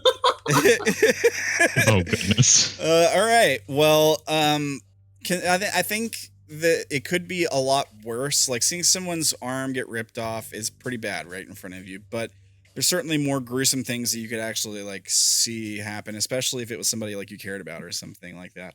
Yeah, like Dank rubbing Yeah, we glass actively in don't like someone's this guy, eyes. so Yeah, I also don't think it would be like the easiest thing to see either. Like, for example, like an easier roll might be just like stumbling upon a dead body, but it's not exactly, they didn't die in a super violent way, right? So there's not like right. And now this is a mechanical industrial injury. That's true. Those are pretty gruesome. Yeah, crushing injuries are some of the worst. I'm thinking Man. either 4d4 or 5d4 for the roll, but I'm leaning towards 4d4. Only because like 6 would be the max, 3 would be the minimum. So I'm thinking, does that sound fair? Like 4d4, like just above the minimum, like a little bit more gruesome. Probably. I just hope I don't double it. You are going fucking crazy. Yeah, if you double it, Dank, you're gonna have a problem. That's the thing. Yeah, you'll have bigger problems. You'll have even more detachment. I thought I just went down mine. Thing that since his was so No. big, If you double it, you get detached again. Yeah. Oh, that sucks. Yeah, you get a symptom, and if you get 3 symptoms, you're done. Donezo. You die. Yeah, Basically. no, more dice on this is not necessarily good. Not necessarily. Not for Dank, anyway. 'Cause I he's got haven't so rewatched many. all the things, so I don't remember exactly. But didn't we do a thing where, like, since he had so many, he could pick how many dice he wanted to use? Yes, we did. Yeah, Oh yeah. Thank you for reminding me of that. because he had so many. Yeah, because dice. you had so many that you were always doubling things. Yeah, I've got like 6 to response to violence, so it's like the normal 3 and then plus an additional 3. Yeah, so you 'Cause could that be was like, before we realized that we weren't supposed to be making memories for that. yeah, exactly. Yeah. So you could just be like, I'm not gonna roll the full 6 on this. I'll roll 4 or 5 or something like that. Up to you. Okay. But here's the DC you guys are rolling against. 9, not very high. Oh, not bad. Oh, yeah, I'll do 4. I can't double it with 4. Okay. If I roll higher normally, I'm still cool though, right? Yeah, if you don't Yeah, double yeah. it, then you're okay. So I could do 5 and still be fine. Yeah, as I'm long good as with you going don't, down a mind step. as long as you don't roll 5 4s, then you'd be fine pretty much. Or like Ow. 4 4s and a 3. Why did you? Oh no! What the hell Holy just happened shit. there? I rolled way too many dice. You rolled Special- 7. Special, you Tell still it don't. how many you want it to add. You It rolled always- 8 Yeah, dice. it's still basic 3. Okay, yeah, I goofed on that. You rolled 8 dice So instead of 2 Yikes. plus 1 is 3. There we 10. How? It's not double. You didn't double It's it. not Not double. double. You didn't double it. It's not just barely. Just barely not double. Okay, so you're fine. Dank, Enigma, you go down a Oh mind my step. god. Cassidy, I'll you go down a mind step. Too bad none of us are Dreadlanders. We could have used that. And Derrin was not looking, right? Derrin was shielded. Yeah. Okay. I So have yeah, my eyes covered yeah. involuntarily. Question. Hank is excited about this. Yes, Gerblin. Since a couple of us are stressed now, can I try and use my habitat thing and share calm mind? Yeah.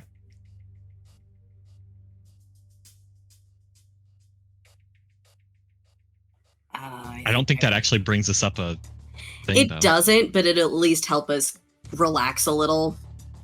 Should we wait and see what Well, T-Boy rolls? yeah, I wouldn't actually, because that costs you, doesn't it? Oh yeah, I got to roll for two. No, it doesn't. Wait, Tiwa doesn't- didn't say anything. She had a Weight Watcher in her face. No, Derrin. Oh, that was me. Oh. Tiwa. Hockey Why would she Watcher. put that in front of Tiwa? She hates Tiwa. She wants Tiwa to go Okay. crazy. She also failed and went down a mind step.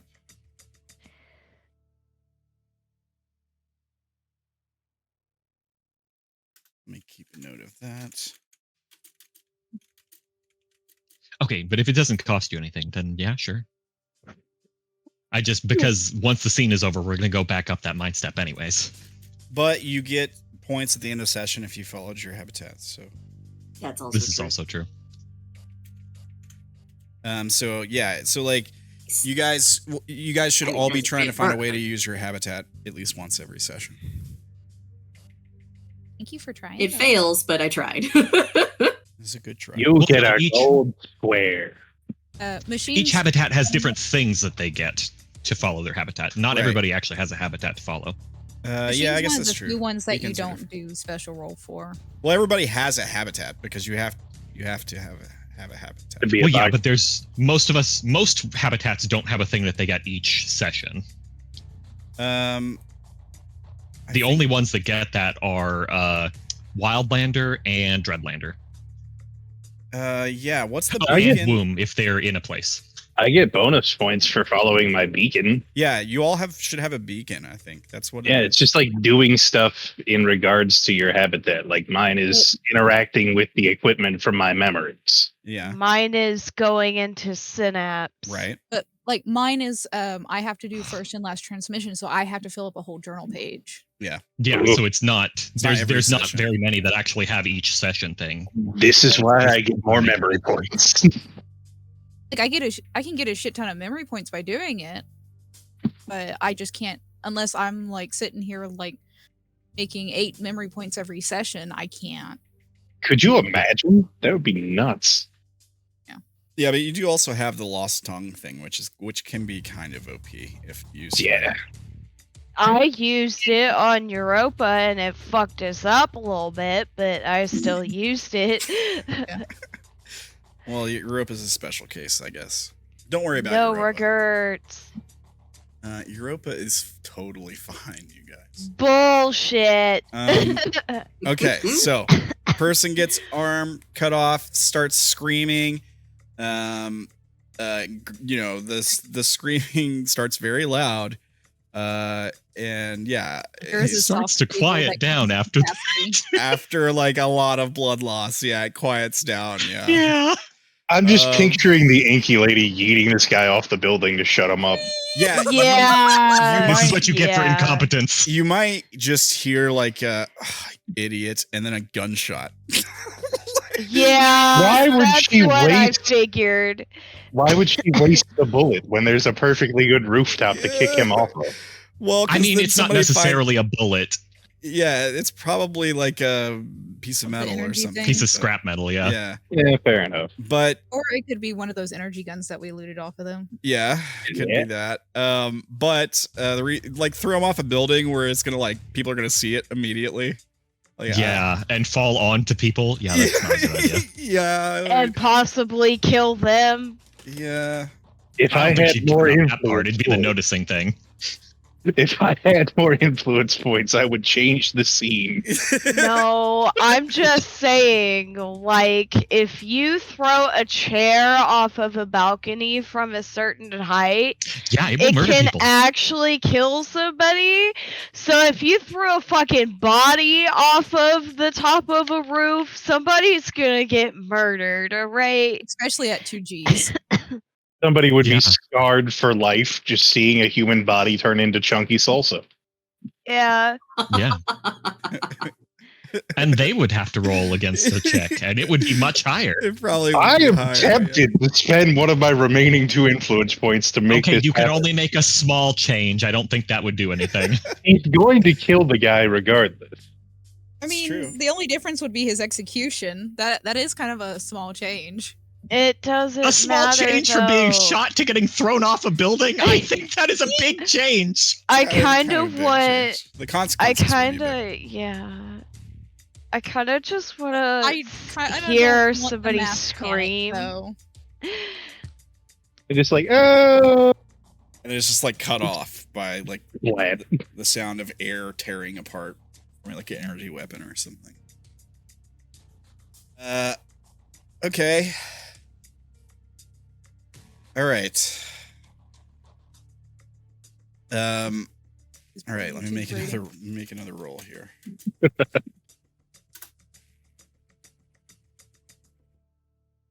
Okay.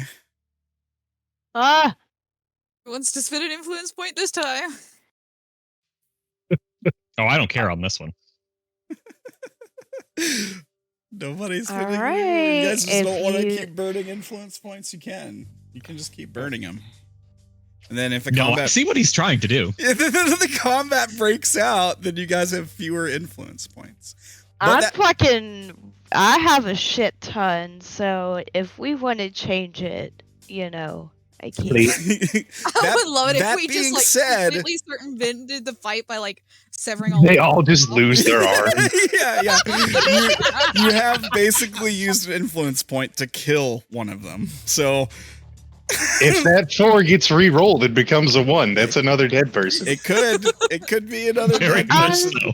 I'm doing it. Yes! All right. Oh, it's gonna be a 4. Watch it. She's spending the There- influence point. Let's see what comes up here. I It's a feel 1. bad. Holy- Bitch! Oh, Yeah! Oh no, and it's probably her this time. No. Yeah! She's Suck it! she's got one more like lesser than. Dang it. I mean, at this point, I would be thinking if you can't do something right. I have a set number of them. I told you 5. 2 of them are sort of drones. Yeah, okay. So we hear the gunshot sound. Then we hear her say, "Now you."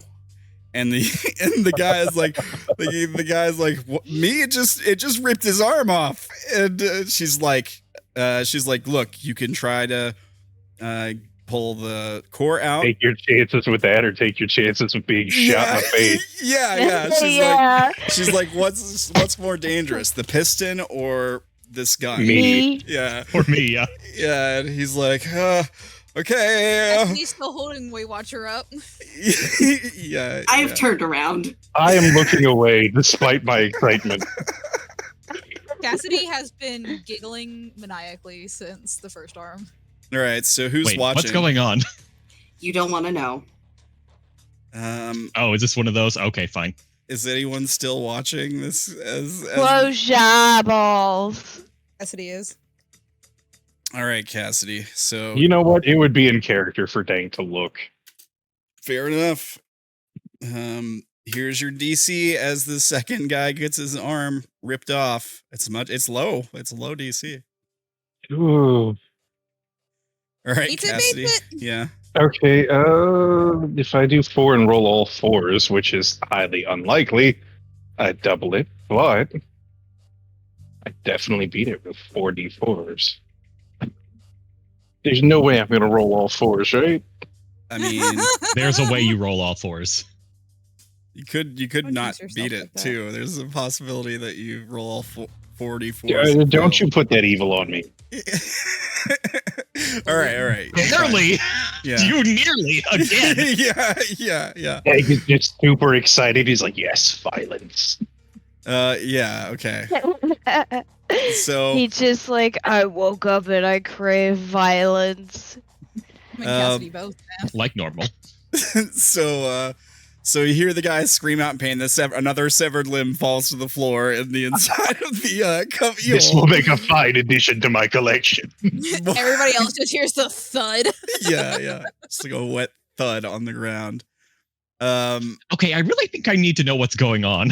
You really don't. want You to. really don't. How far away is that arm from where I'm standing? I mean, it could be as close as you want, like within a few feet to as far as like 30, 40 feet. Up to you. It lands at my feet. Yeah. Fair enough. Yeah, you're like, you hear I'm gonna check it for a stab tracker. a disembodied whisper. Get me the other one. All right, as soon as they stop paying attention, I'm gonna go grab it. okay, check it for a stab tracker. Sure. Grab the arm. First thing that you notice is there's like a tattoo on the forearm.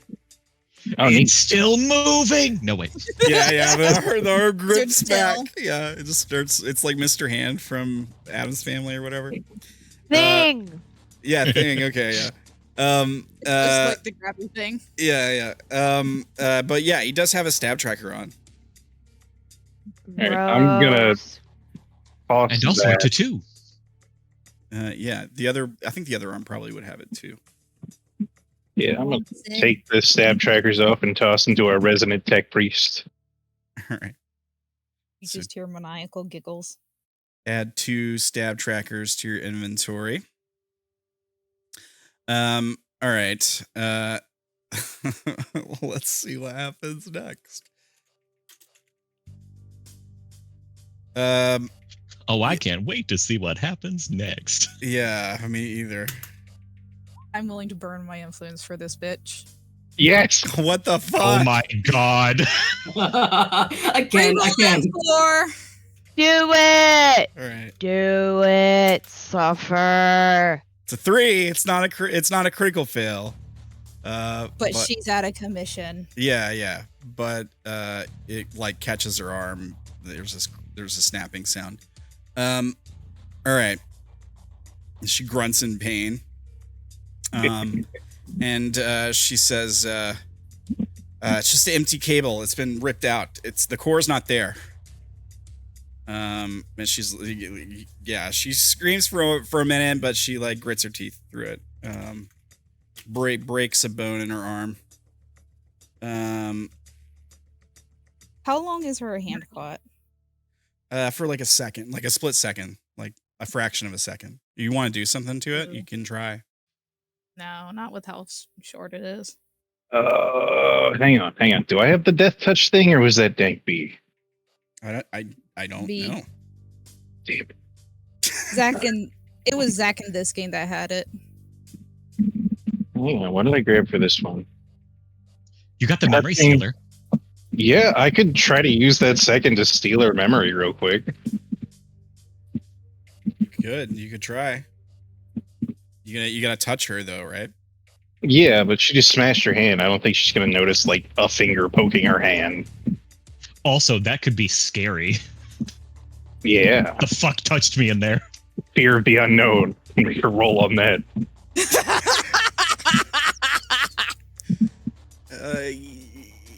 Yeah, maybe a low roll, but she would know something touched her hand. I No, did that. let's just leave it. Yeah, No, if we do that, that can lead them to think that there was something in here, which could mean that they think there might have been a shock tail in here. But that could also lead to them coming in here to kill it. yeah, but they're all like they're down 2 They're people. all fucked up. They're down like 3 people. This would be a including her. relatively not super bad fight too, because like we outnumber them now. And 3 of us are also Yeah, down. they're down most of their people. All right, yeah, I'm gonna do it. I'm gonna steal her memory with the revelation of the thief. All right. All right, let me pull up the. You do have the revelation. influence points for that, right? How many does it cost? 4, I think. Isn't it Yep. something like that? I don't think it's 4. I think it's 3 at the most. I do have 3. That'll burn all of my influence points. Let me see. Revelations. Special condition. If you do that, you won't have any further possess- fight. Okay. This is true, but I 3 have influence points. Yep. a full tank of memory points. Right. 3 influence points. Yeah. Yes. All right. So, Revelation of the Thief. This revelation can only be triggered while touching another human's skin. The narrator writes a memory in your journal. This is a significant memory that means a lot to the subject. This cannot be used with another vagabond. The memory has no effect. Okay. So, You need to give me a 4th journal page for this. you can't make one? You should be able to at the bottom of your thing. Oh yeah, hang on. Where's the dibba? Let's get our here's our quote. Right now, I'm having amnesia and deja vu at the same time. I think I've forgotten this before.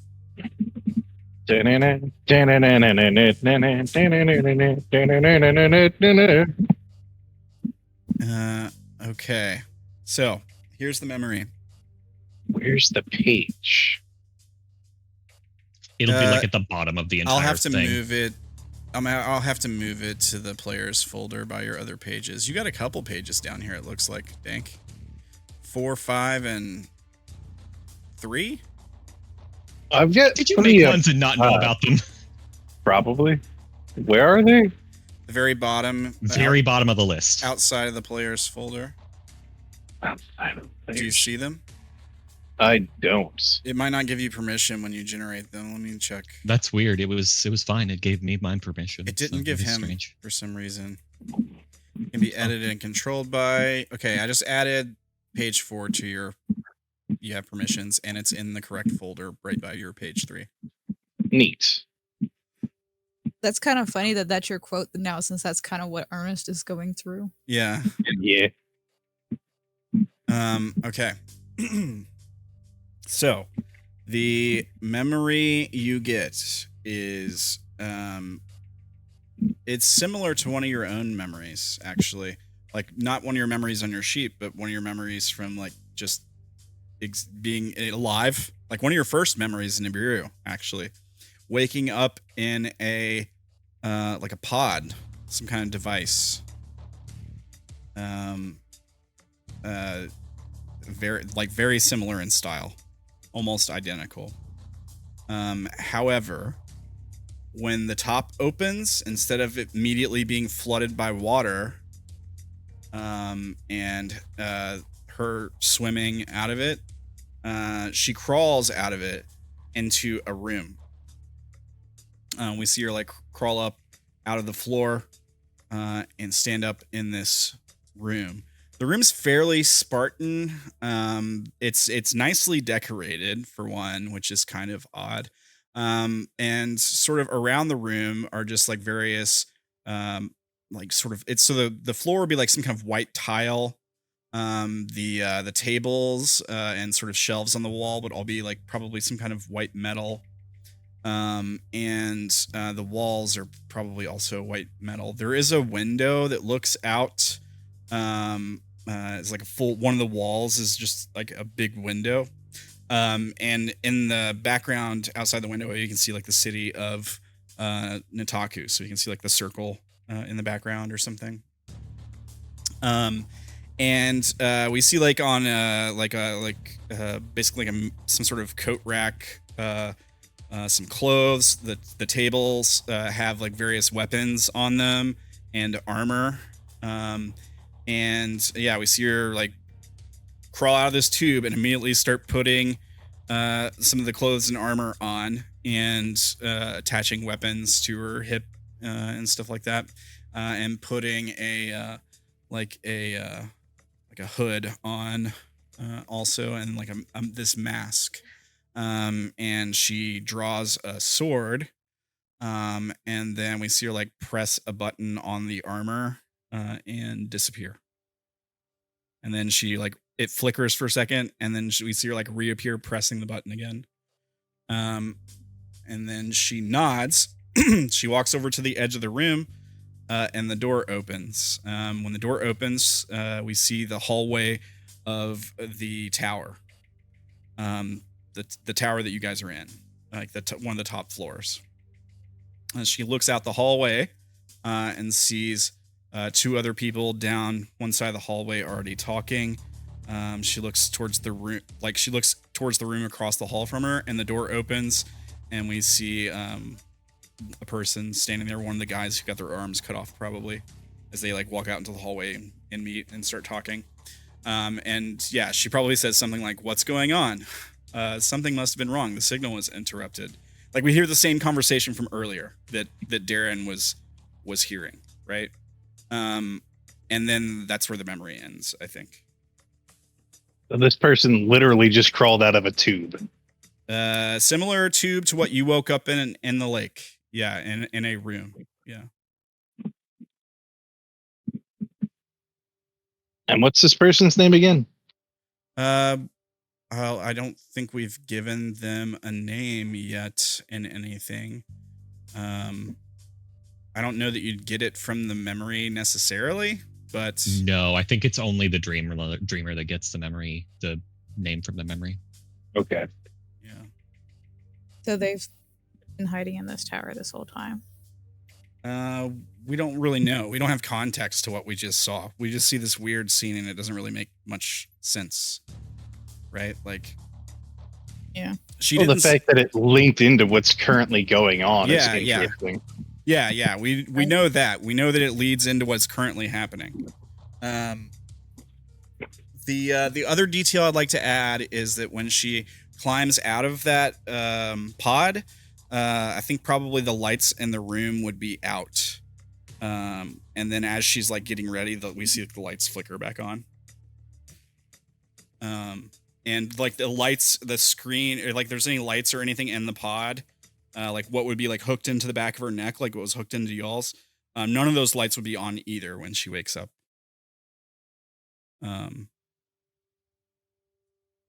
Yeah. And when the pod opens, we hear a hissing sound. Oh, I see. Okay. Okay, so I was totally wrong on what I thought it was. Yeah, I think that leaves everything in continuity. Okay, I didn't know I was gonna have to describe that again from a different, like from a first person perspective. Okay. So I don't know, write that down in your memory pages. It gives you no benefits, but it takes up a slot. Yeah, and I could like use the artisan thing to switch it out and then move a +3 memory onto page 4. Yeah. Okay. Now, what was I about to do? Okay. I was about to make a roll.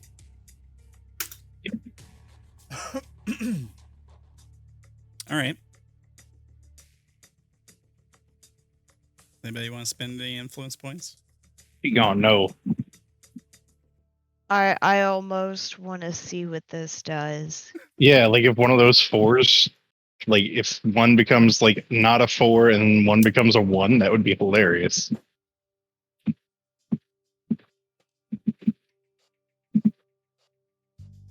Going What? once. Those 4s. Going what? What, Gerblin? Reroll the 4s. All right, so you're spending influence points to re-roll the 4s.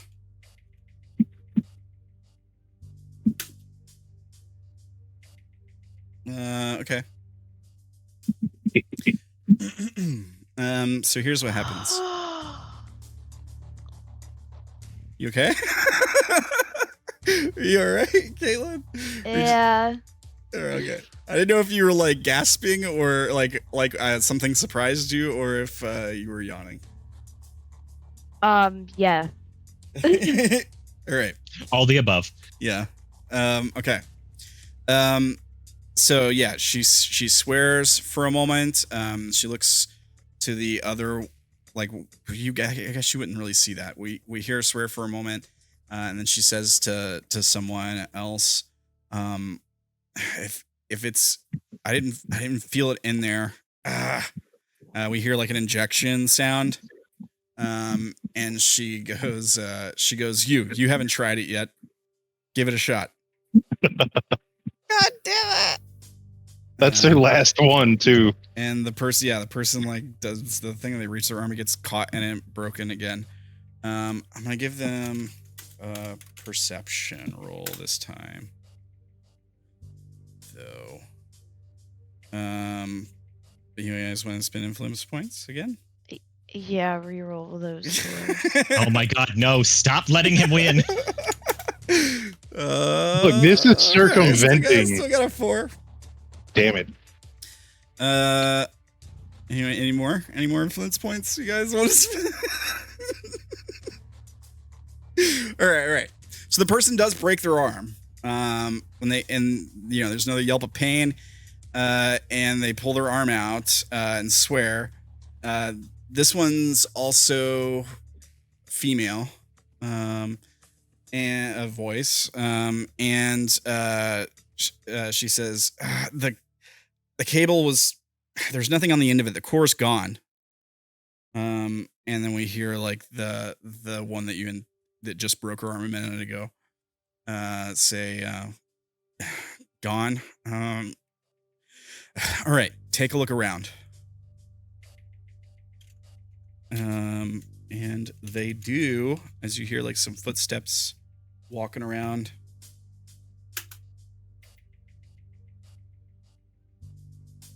Cassidy's looking at Tiwa.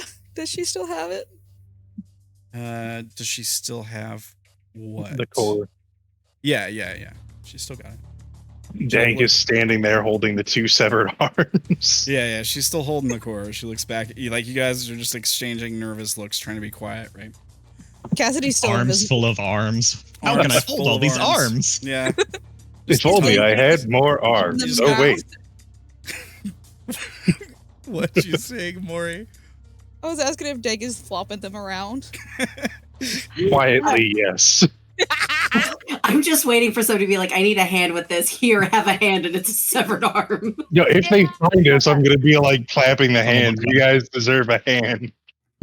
That makes me think of that dude with a prosthetic that trained his whole life and then smacked somebody with it on accident. Yeah. Is the cubby reachable from the downside when it comes down? Yeah.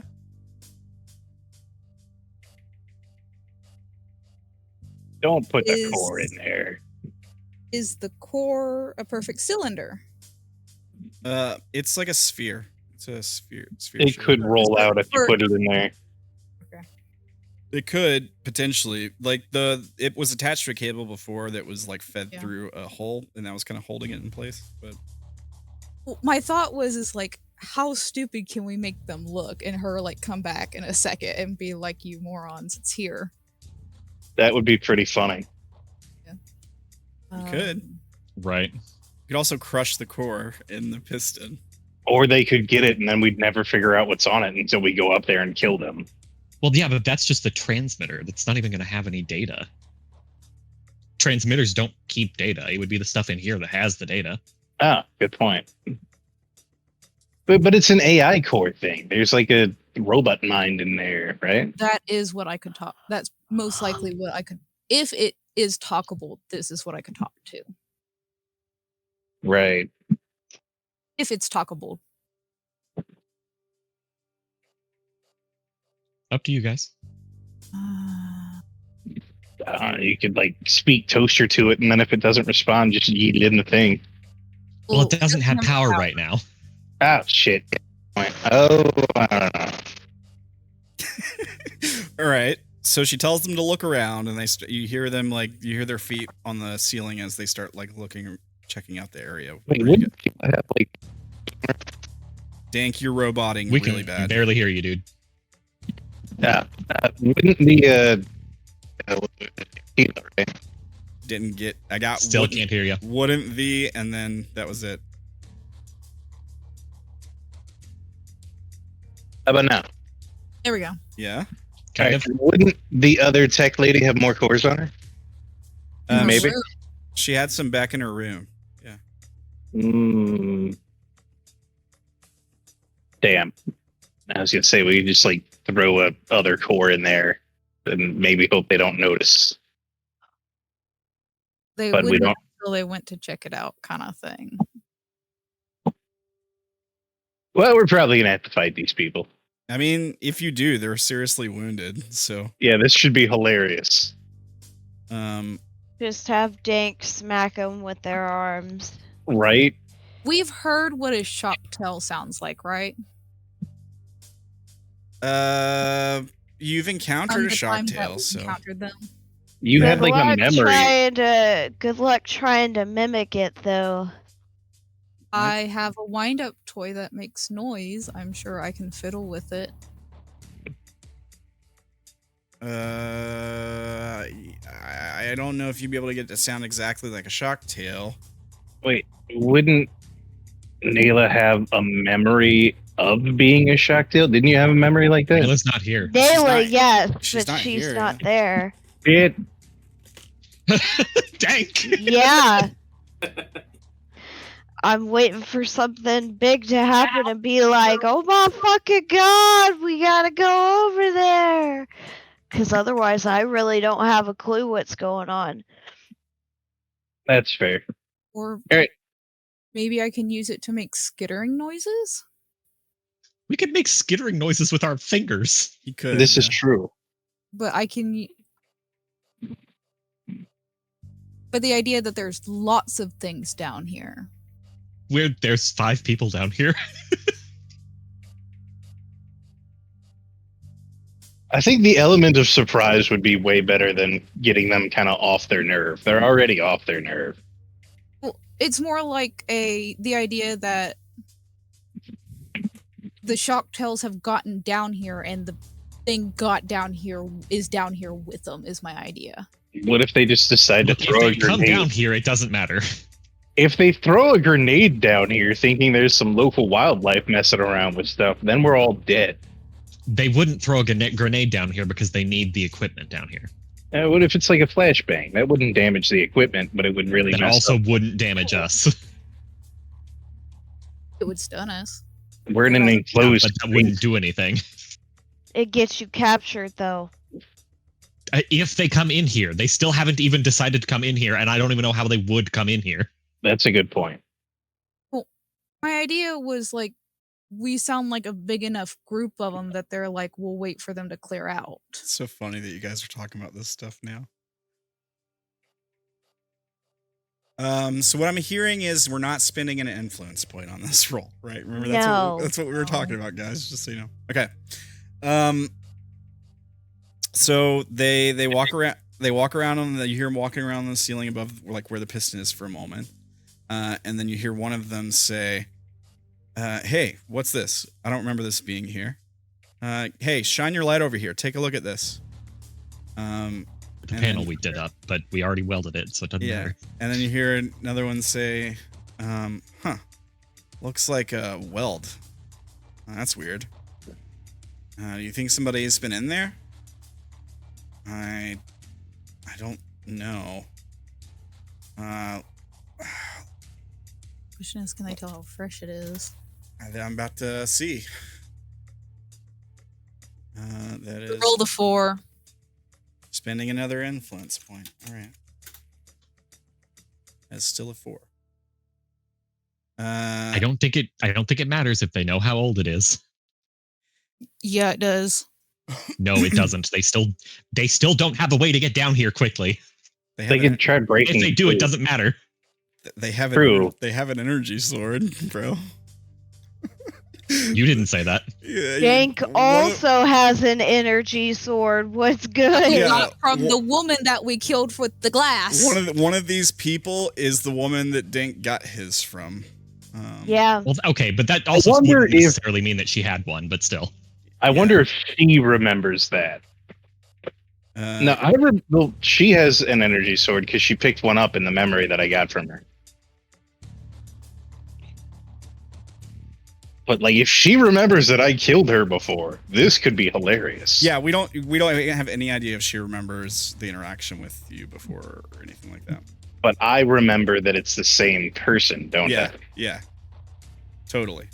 I am looking forward to this. You might have you even told like us in the Okay. memory, you might have even gotten when she like turns and looks at the window or something. You might have even seen a reflection and been like, "That is the same person." Haha. Like it's not just a voice. And the gear on the tables and stuff, the armor would all match like her kit basically. Like if you were like a soldier who uses the same gun and gear every time you go out, Right. it would be similar kind of thing. Okay. He's a clone. Yeah, I'm just Um, saying. I think we should all stop wasting our influence points and just let it happen. I Because think at you this should point, listen it doesn't matter. to Derrin. Derrin is a very smart guy. You should listen to him. Yeah. So yeah, they're like checking out this weld. One of them says it looks pretty fresh, but it's hard to tell. And yeah, you hear all right, I'm gonna see if I can cut through it. Then you hear the sword flicker on, the hum, and then we hear like a While that is happening, I move the other arm so that I'm not holding one arm in each hand to my other hand, and then ready my energy sword. okay, No, yeah. better. Can you weld behind her cut? That is exactly what I was planning on doing. Well, no, use the welder. Yeah. Well, yeah, but if still I have get the caught with battery like my for the pants down and they cut through faster than I can weld it back, then at least. You know what? Yeah, sure. I'll go with welding it back behind them so it doesn't cut I properly. don't think it works that way, man. Like it's hot metal. It's got to cool down to like be Yeah, solid. he's right. Cassidy No, I'm Not just gonna. necessarily. And then use it to hold it up to help him. If you heat it up again, it's just going to seal again. It's just no. That's not how. It's got to cool down to seal. While it's hot, it's gonna be like where they could kick it in. That's how. Remember, you heated it up to cut through it. Like you also, and then you did the same thing to like put it back on because you're like melting the metal. You probably would have had to hold it there for a second while the metal cooled. Okay, then we support it while she is doing that. And then it cools back down onto itself. you could try supporting it and just like not let. I want to fight these people though. Okay, fine, whatever. The rest of us don't, though. That's the problem. We also can't So, look like, if you fight. Imagine like you guys have seen movies where like you have like a group of SEALs using a torch to cut their way into like a vault or a vaulted door or something like that. Yeah. I don't think you'd really be able to just like weld it like behind the trail to like keep it closed. I don't think it would work that way. I don't It wouldn't work that way, but that would be hilarious. You're just like spraying water on it immediately after they cut through it. I just spray the WD-40 on it. That would work. That would cool it down enough and make it harden faster. Is WD-40 flammable? It is. High enough temperatures, yes. Most things at high enough temperatures are. Probably not a good idea then. 1 sec. 40 a fresh. What are you doing, Cassidy? I don't know. She's looking at stuff. They start cutting through the ceiling. You probably have a little bit of time there because they're just going to go through the same weld, so it might take them like a minute or a minute and a Yeah. half, whatever it was. I have my energy sword ready and then my other hand full of their arms. When they open the hole, I'm going to throw the arms at them and then stab the guy who's cutting, or whoever is cutting. The lady is cutting. Yeah. And I'm going to burn 5 memory points to make it a +3 memory to sword fighting. You Because probably shouldn't. this You should just person- use regular stuff because that would be a bad waste of memory points. My memory points You are already full. have so many combats. Yeah, but I don't have sword fighting. I have knife fighting. This is not a knife. Cassie, what are you doing? She's setting Way Watcher down and telling him to go hide. Okay, if you have full memory points, that's fine. But I didn't know how much you had. Yeah, no, that's why I'm trying to make. Then plus new page, +3 memories, the whole thing. Way Watcher tries to find a cubby hole to tuck himself into. He walks away into the darkness. As long as he's not there at the actual fight. Okay. They're cutting into the thing. You hear the woman say, "Okay, I'm ready. When you're finished, kick it in." The weld. Oh, it's not the one. Okay. The weld stops. And then there's like a boom, boom, boom, and then like the welded piece of the ceiling gets kicked in, hits the floor. Then you hear like a shot, a different shot from the one you heard before. It sounds more hollow, I guess. It's like a loud. It's not really a bang either. It's more of like a thunk sound, like a thump sound. Oh, they have a grenade launcher. Yeah, they're gonna shoot a grenade right into the top of the ceiling, blow themselves. Well, what the hell would the thunk noise be then? You're about to find out. The piece of metal probably dropping in. Or Them something. kicking it in. Oh, Yeah, that was not the sound. It's a different sound. It's a different thing. Falling down into the hole, you see this little egg-shaped thing. It's kind of black. It's got some. It's an observer drone. Nice. It's kind of like grenade-shaped, you might say, somewhat. Can I use the arms like a lacrosse net and then yeet the thing back up the hole? Do you have proficiency with severed arms? I have proficiency with physical activities. Lacrosse is a physical activity. Lacrosse is a physical activity. Don't make He's him got make a a point. memory. You know he will. I will do it. I have full points. Can you just like? And you will have to give him arms for the rest of the campaign as he decides that he wants to be armed and dangerous. It's just so you're trying to catch it and throw it back out. The thing is it's not an explosive grenade. First of all, I'll just tell you that, but it is going to go off. Oh no, yeah, we know. It is I'm going going to to go throw off. it back up with the arm with it and then stab the person who's nearest the hole. I mean, it's going to go off on impact. Is the thing. If I throw something else up with it, though, is it like an instant impact or like? I'll read the description of the item here. Oh shit. It's either a gas grenade or an observation grenade. So yeah, You're wrong about both of those. really okay. Not a grenade. It's probably just an Since it's observer. the inky is probably freaking something. memory shit. Okay, hang on. Okay, so the weapon that fire these work in different configurations. I don't want to tell you the name of it. Their functionality resembling a mishmash of some tools found in this section. These are single-shot disposables, which trigger the effects of blank upon impact.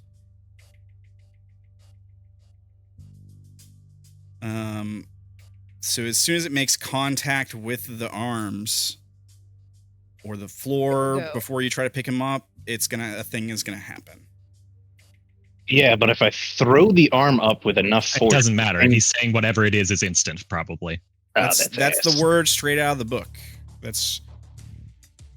I mean, I'll tell you what this is. I'll just tell you what Okay. this is. Okay, here's the thing. Is whatever it does instant to everyone in the area, or is it a delayed reaction, or not necessarily delayed reaction, but is it a thing that then the thing does? Because if it's a thing that the thing does, then that could mean that it could still be moved afterwards. It could be moved afterwards, yeah. Which is what he's saying. He wants to toss it back up towards them. Well, he might not be. He doesn't. He might not be able to do anything after it's the effect. The effect would be immediate, but you could still presumably if it doesn't affect you, if it doesn't do anything to you, which is possible, you could then throw it back up. Yes. But the Okay, question so you're is- saying it is instant. Okay, never mind. Okay, I'll just tell you what it is. This is a Mark III floodgate type grenade, is what they're called. It is being fired out of a quick scour revolver. Quick scour revolvers work in different configurations. Their functionality resembling a mishmash of blah blah blah. I just read all that. Trigger the effects of the Mark III floodgate grenade upon impact, and then activate any type of presets found in the Thought Carver entry, which you don't know what that is. The revolver has The revolver has an effective range of 10 meters, since a stake has to connect via a cable to the revolver's handle. and becomes useless after being shot once. Longer reach variants exist, but the 10-meter one, blah, blah, blah, is the most common. Of which Nexi tend to carry several of them. That's what it says. Nexi or Inkies. This is Inky tech. This is Memo tech. Floodgate grenades are used by Nexi during raids in order to incapacitate. In essence, they're a media bomb meant to cause a colossal sensory overload by emitting loud noises, projected imagery, etc., all of which are tailor-made to have a particularly strong effect. A literal blast from the past. Floodgate grenades are the more immediate offshoot of head settlers. You don't know what that is. You don't need to know what that is. Though in this case, they're utilized specifically to seize amnesiacs rather than for research purposes. When a grenade is thrown, everyone within a 10-meter radius needs to make a stress test against violence. The number of dice... Yeah, which should be fine for you, probably. The number of dice they are testing against, however, is determined by the number of empty entries on their current journal page, which you have a brand new page. That's probably going to be a problem for you. Well, putting the +3 into sword fighting, and then the one that I stole from the chick, I have 6. You didn't actually do the sword fighting, but I guess that's up to the DM if you can add things by themselves, which he said you can, but still. Failing means you fall to the floor unconscious rather than going down in the mine tract. Likewise, being successful only means the vagabond resists the grenade's effects. Consciousness is regained several hours later. I'm still going to be knocked out. No, only if you fail the roll. Oh, okay. Jesus, against 6 dice? Yeah, so basically you all were going to be hit by this, but you all have different rolls.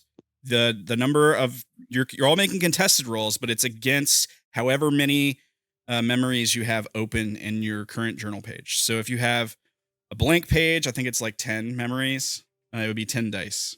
So the more filled up your sheet is, the less difficult it is to pass this. You cannot be reduced in mind steps by this at all. If you fail the roll, you just go unconscious. Maximum is 8, actually. 8, okay.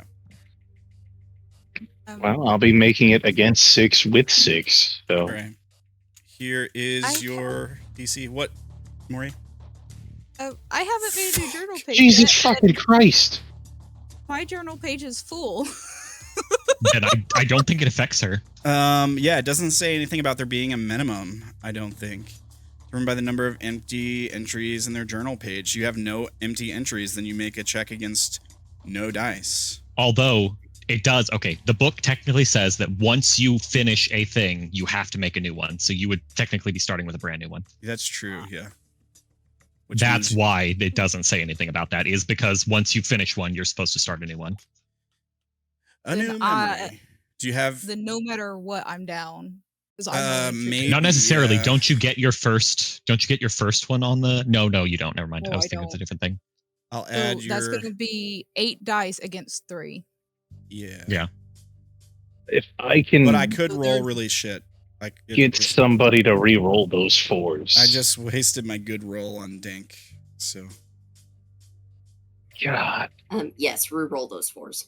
Thank you. All right. Cassidy, your new journal pages by your other one. In the... Thank you. Yeah. Re-rolling the 4s. Gerblin spending the influence point. 1, 2, 3, 4, 5 4s. So D4. Whatever this is, plus 3 is the DC, so the DC is 16. 16 on 6 dice isn't impossible. No, it's pretty easy. However... Oh, come on! However, so here's what this thing sounds like. So they cut the floor in, and then they kick it in, and the thing falls and hits the floor, and then we see this little thing get shot, like projected into the hole. And as soon as it makes contact with the hands you're wearing, so it makes that thunk sound, and it makes that contact with the hands you're wearing, and we hear a loud, like, it's a bang, but it's also like a mixture of voices and sounds, and like, for you, Dank, it would be memories, like potentially unremembered memories. So it could be like the sounds of combat in a war zone, or like the sound of a mortar going off, the sounds of soldiers yelling. How far does this sound travel? I mean, it's 10 meters. So it radius. hits all of us. Yeah. The question for me was, does Naela hear it? Oh, No. you're across the city. Which right is why I asked, how loud is this thing? Oh, it's not. I assume it only affects the people that are in that 10-meter range, and it wouldn't be even like hearable outside that range. now. Yeah, and I doubt the initial like. Wait, firing. given the fact that like I'm right under this hole, holding the hands up, preparing to throw that back, wouldn't they also be Might affected be in the by it? range now. They would have been in the range anyways. Yeah, because the hole isn't that deep. Not necessarily. If it goes by line of sight, they may have been trying to stay out of line of sight. Well, it's kind of a short. The gun that fires it is a short-ish range. I think it's a 10-meter range on the gun. So, like, presumably one person was welding the hole open. They'd have to have line of sight onto the top of the hole to fire down into it, though. Yeah, but they'd be standing back and firing it into. Yeah, it, but it's yeah, a but human-sized the- hole, so it's not hard for them to do Yeah. that. Plus, the hole itself would block line of sight to them unless you're holding it up towards them. Well, the whole point was to have the hands to throw it back. Yeah, I mean, they wouldn't know that you were having hands to throw it back. or Yes, anything. that's what we're saying. We're saying, is it now going to hit them? Right. From being shot. I mean, it could hit the person like by the hole, presumably. Sure, I'll allow that. Why not? I'm still going to be out of the fight, though, because I rolled a 15 versus a 16. Yeah, you're unconscious regardless. You wouldn't be able to Unless. throw it back. Unless. Yeah, it wouldn't matter at this point because it's spent, so I don't think that throwing it back would do anything. Unless what? Shit. Dank? Unless somebody could re-roll my one. We Yeah. can't re-roll your dice. re-roll Yeah, you yours. can't re-roll players' stuff. Unfortunately. Or one of the other fours. But it's okay. It's if you too guys late. want to. It's do the- too late to retcon and make me re-roll my roll because you rolled now. So That's fair. All right, I'm going to catch us. Good luck. yeah. Best of luck, everybody. So up next, who do you want to do? Eeny, meeny, miny, Cassidy. I need 8. You need 8 dice. 8d4. 21, yeah. Yeah, there's still no way I'm gonna pass that. Oh, fuck. Do I even need a roll? I mean, you can roll if you want. Remember, you are invisible right now. Yeah, so you're also trying not to get negative. Yeah. Or not negative, but under half. It doesn't matter if you get under It half. doesn't matter. Oh, yeah, right. I forgot it doesn't You do that. can't. Yeah, you can't develop a symptom from this. Oh, of course. Okay. Lordy. Oh man, I wish I could give you something for that awesome roll. Unfortunately, I cannot. Okay. So Cassidy, you fall unconscious, but you are invisible because you're wearing cloaking armor and you activated it already.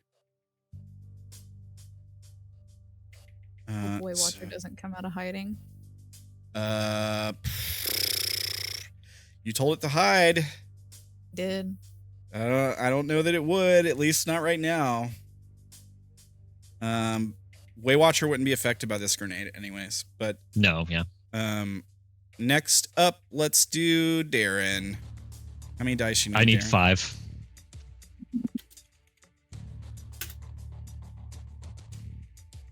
You got a DC of 10, which I feel like is pretty low. 10 Meets it, beats it. meets it, beats it. You do not fall unconscious. All right. Next up, we got Enigma. Well, how many dice you need? 3. Ooh, you got a real chance of beating it too. Oh yeah, you got a real chance of beating it. That's good for you. If it doesn't do mind damage, I don't think it would also give you detachment. Correct. Okay. Because that could have been bad. Okay. So, How would we do Tiwa? oh yeah, I gotta do Tiwa too. I will roll to decide how many memories Tiwa has. How about that? Okay. She has 5 on her current sheet, so she would need 3 dice. This is her DC. 6, and this is her roll. She fails that, she sucks. She beats it. Cool, we're fine. The guy at the hole, who is the person who's cutting the hole, I can't remember, it was a girl, I think. I'll roll to see how many memories they have on their current sheet. I'm going to, seeing Dank go down, I'm going to run up and grab his force sword before it gets, before something bad happens. Okay. Thank you. So that's her DC, or that's the person's DC by the hole. And their roll is not going to be able to beat that. Okay. Okay, so the person who is welding down into the hole falls unconscious.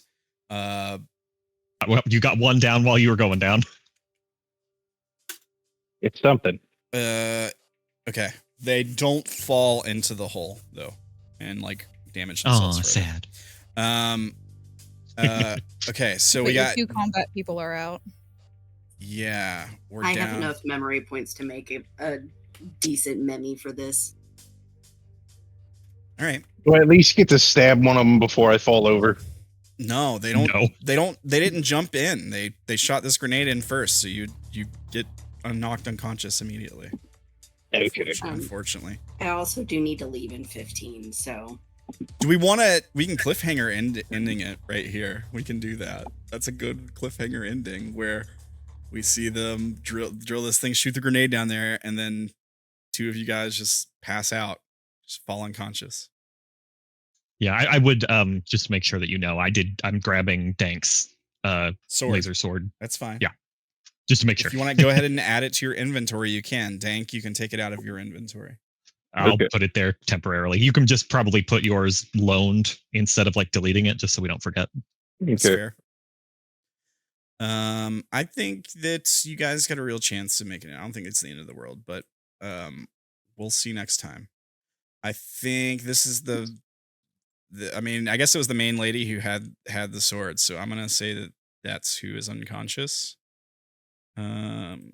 Nice. Okay. Well, yeah, that gives us a really good chance, actually. And this, if I recall from the last attack, this person was the explosives person, who was also a female. So I'm assuming that that's the one who threw or shot the floodgate grenade down in there. I think you guys did fine, actually. I thought this would go totally different. I thought you guys would just get the core and head back down into the building, and then I was going to have them attack you like in the hallways. And you covered your tracks too well. And you also took out 2 of them before they even realized there was a fight happening. Yeah. So I think a good amount of that was a good use of influence points, but I do think we wasted just a few too many. I think you did all right. I think it was okay. I think it could have been slightly tactically better, but I think it was pretty good from like hindsight. Yeah. Well, took out 2, wounded 1, and there's 5 of them, so only 2 of them are even combat ready, and 1's unconscious, so there's only really 1 person to fight. I think maybe we can jump back over to Naela if there's anything you want to do with Ernest before we end today. Do you want to? Question. Do you think upon noticing that Cassidy is unconscious, would Waywatcher then send an alert to the rest of the bracelets? Oh, yeah. Ooh. Oh, yeah. So that means Naela would there you go. Naela, you get an alert on your bracelet. Oh my god. Yeah, so maybe we cut back to the inn. And like the lights have returned to normal for a couple minutes now. And yeah, you get an alert on your bracelet that Naela's on vitals and it's like unconscious. And it probably would also show unconscious. Dank's, yeah. And then you get like a heartbeat rhythm or something, like a tracker for Derrin, and Enigma's not in there yet. Is it? Yeah, we added Enigma. You did? Okay. Yeah, we did. Yeah. Okay. I so take it Darren's I take it Darren's heart beats faster than it normally would be. Yes, it Yeah. is. It He is might, holding an active energy sword now too. yeah. So it might say like, I don't know, you're not stressed in the mind step, but it might say like, Elevated blood pressure or something. Yeah, it might say something along those lines, indicate that there's something happening right now. Did you guys tell Naela where you were going? No, we just said we were gonna go do the thing. We mentioned getting bullets, and then we were just like, "Oh yeah, we need to wait for the." After we left, we were like, "Oh yeah, we need to wait to get the necklaces." So we were gonna kill time for the dinner, and decided to make a detour to the tower. So Naela thinks we're at the fucking At gun OAB. shop. But I think Waywatcher could like He could say Give our show location. show where we are. Yeah. I think he could. I think it's fair. Show a location. Yeah. Yeah, he does have location services because we did block him from like giving them to the consortium. For sure. Right. But not only would he do that for Cassidy, but he'd show that Dank is passed out too. Right. Yeah, Yeah. correct. Yeah. And that would be kind of worrisome. Yeah. Just okay, Cassidy might be exhausted. Wait, Dank is also asleep, and it's not even halfway through the lapse, and Darren's heart rate is increased And so is Enigma's. to a maximum. This is not good. What the This fuck is have not they real. done? Yeah. What did Dank do? Ernest is like, what? Is there something wrong? And then maybe that's when we cut to credits for the episode. We just like see the two of you sitting in this inn and you getting that alert. I just need you guys to realize that when Naela gets there, she may or may not enter Synapse and just start murdering people. Fair. I will be sad that I've Especially only. if it's inky. I will be very Oh. happy that I'm going to look away. Oh no, Dank, Yeah, we're passed out. I know. I'm missing out on all the fun. No, we're passed out in 2G gravity. Oh no. Yeah. we can't I mean, breathe. Problem. That's actually a very good point. Well, we did take Crowd recently. No, we haven't. They did, and also technically speaking, the thing says that they regain consciousness hours later. It does. So yeah. that could just be like changed to be that they regain consciousness like sooner. Because it specifically seems like it's just that they need to like recover. So maybe if they wake up beforehand, they just can't like do much. Yeah, I mean, I'm not going to kill you because of this. I'll tell you that right Or now. if they do, Yeah, they yeah. get like a -1 to something. I'm Yeah. already at -1. Well, okay, in this case, it would probably be a body step. So Yeah, I'd probably take a body step from you for like until you can recover or something like that. and that's not that bad. Both of It's- those come back after a scene. So Those of you who lost mind steps today, recover 1 mind step for the end of the episode. Everybody take a memory point and an influence point for surviving the session so far. I mean, Yeah. if we went a little bit longer there, you might not all be surviving. So go ahead and take that. If you followed your beacon, make sure you take your points for that. Also today, I want to say to Caitlin, sorry we didn't have as much screen time with you today. That's the only thing that kind of bugged me about today's session. That's my fault. Yeah. I apologize. Nah, you're good. But I think the time we did have with you is good. I thought it was good stuff. Good interaction with Ernest. yes, and you helped us a ton with those influence points. You did. And you For helped sure. this session happen in the first place by making sure I got home on time. I was starting to wonder if Yeah. you guys were just gonna be able to kill all these folks before I even got to hit you with the flood. Because I was the whole plan with this Yeah. was for me to hit you with the floodgate grenade. Like that's all I wanted to do with this encounter. Just to hit you with a And yeah, floodgate, it's perfect. floodgate grenade and see what happens. And then by the time we got to where I was about to do it, you guys were like, "Oh no, he's going to throw a grenade down here." I was like, "No, they're I not knew supposed to that was what was realize going to that." happen. You said I mean- smoke, and I was like, "That's a grenade launcher." As a DM, that's what I would have did.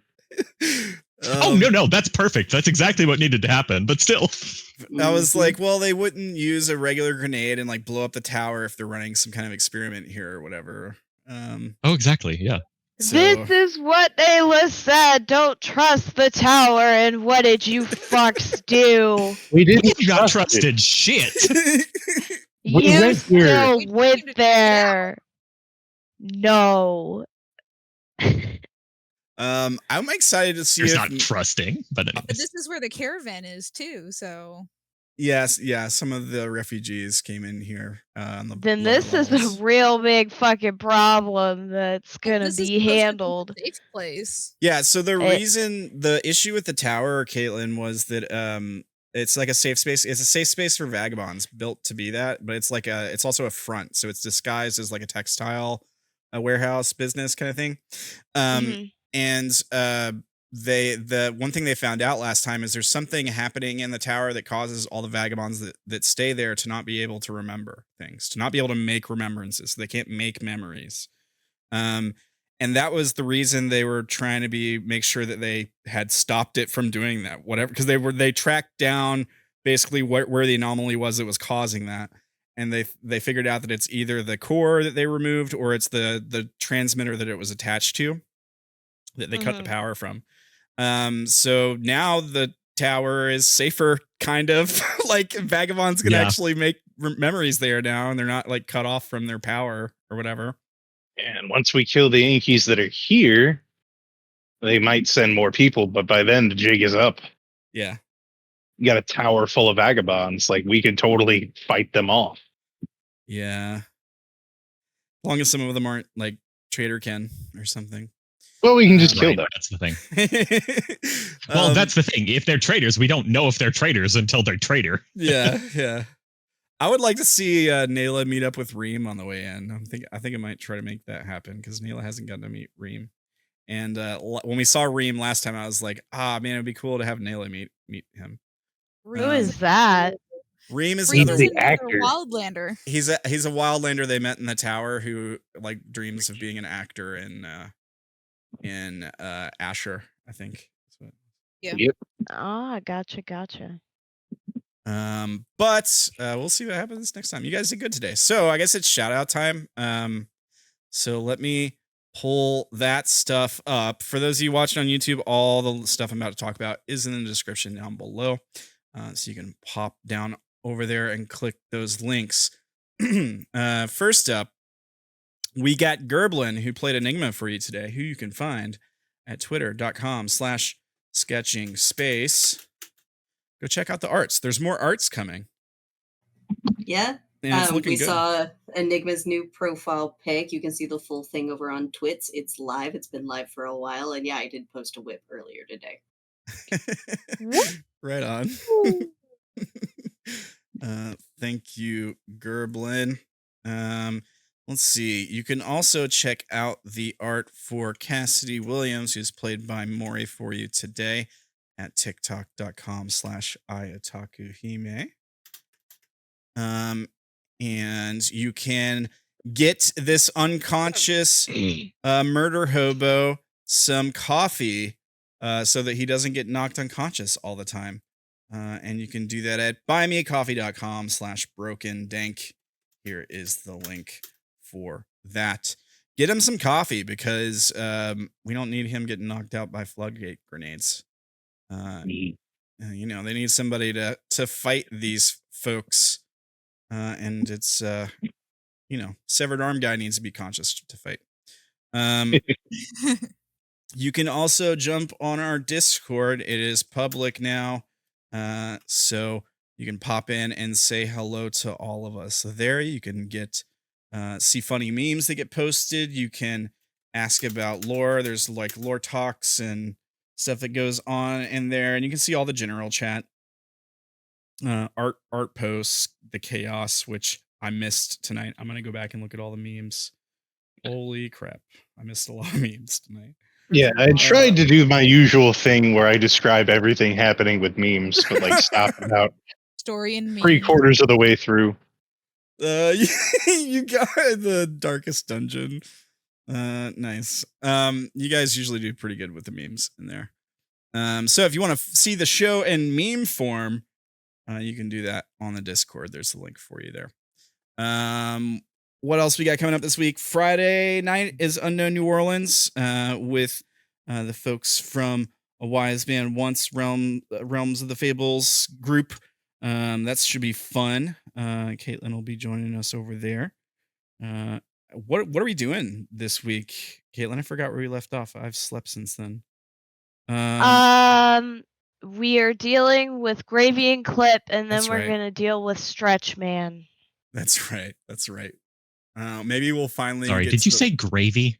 Yeah, there's a guy. That's Yep. their name. Yeah, There's that's also somebody. There's also I think it's a Gravy and guy. potatoes. potatoes. yeah. Yeah, There's a person named Potatoes. yeah. It's a nick. Oh It's my. got to be a nickname, right? It is. They just have like nicknames. From Like for Oh, the see, I think there Pops used to be a couple. crew. Yeah, they used to be a couple. Gravy and potatoes. There's also Nightingale, Joker, Tipsy Kitty, Sparrow. What do they call you, Godiva? Yeah, yeah. That and Sparrow. Lady Okay. Godiva. Yeah, Yeah. So yeah, if you like supernatural, like occult underground, horror kind of stuff, check out Unknown New Orleans Friday night. And then next week we got More Broken on Wednesday, and we got Forest Flesh on Monday. Both are gonna be really interesting next Woo, week. woo, woo. So Yeah. well, thanks for watching, everybody. Thanks for playing, players. You guys all did great today. As always, everybody have a fantastic week, great night. Love you all. Bye, Love you guys. too. Yeah. I guess. We good love night. you. All right. Bye, guys. Hey. Bye. Bye.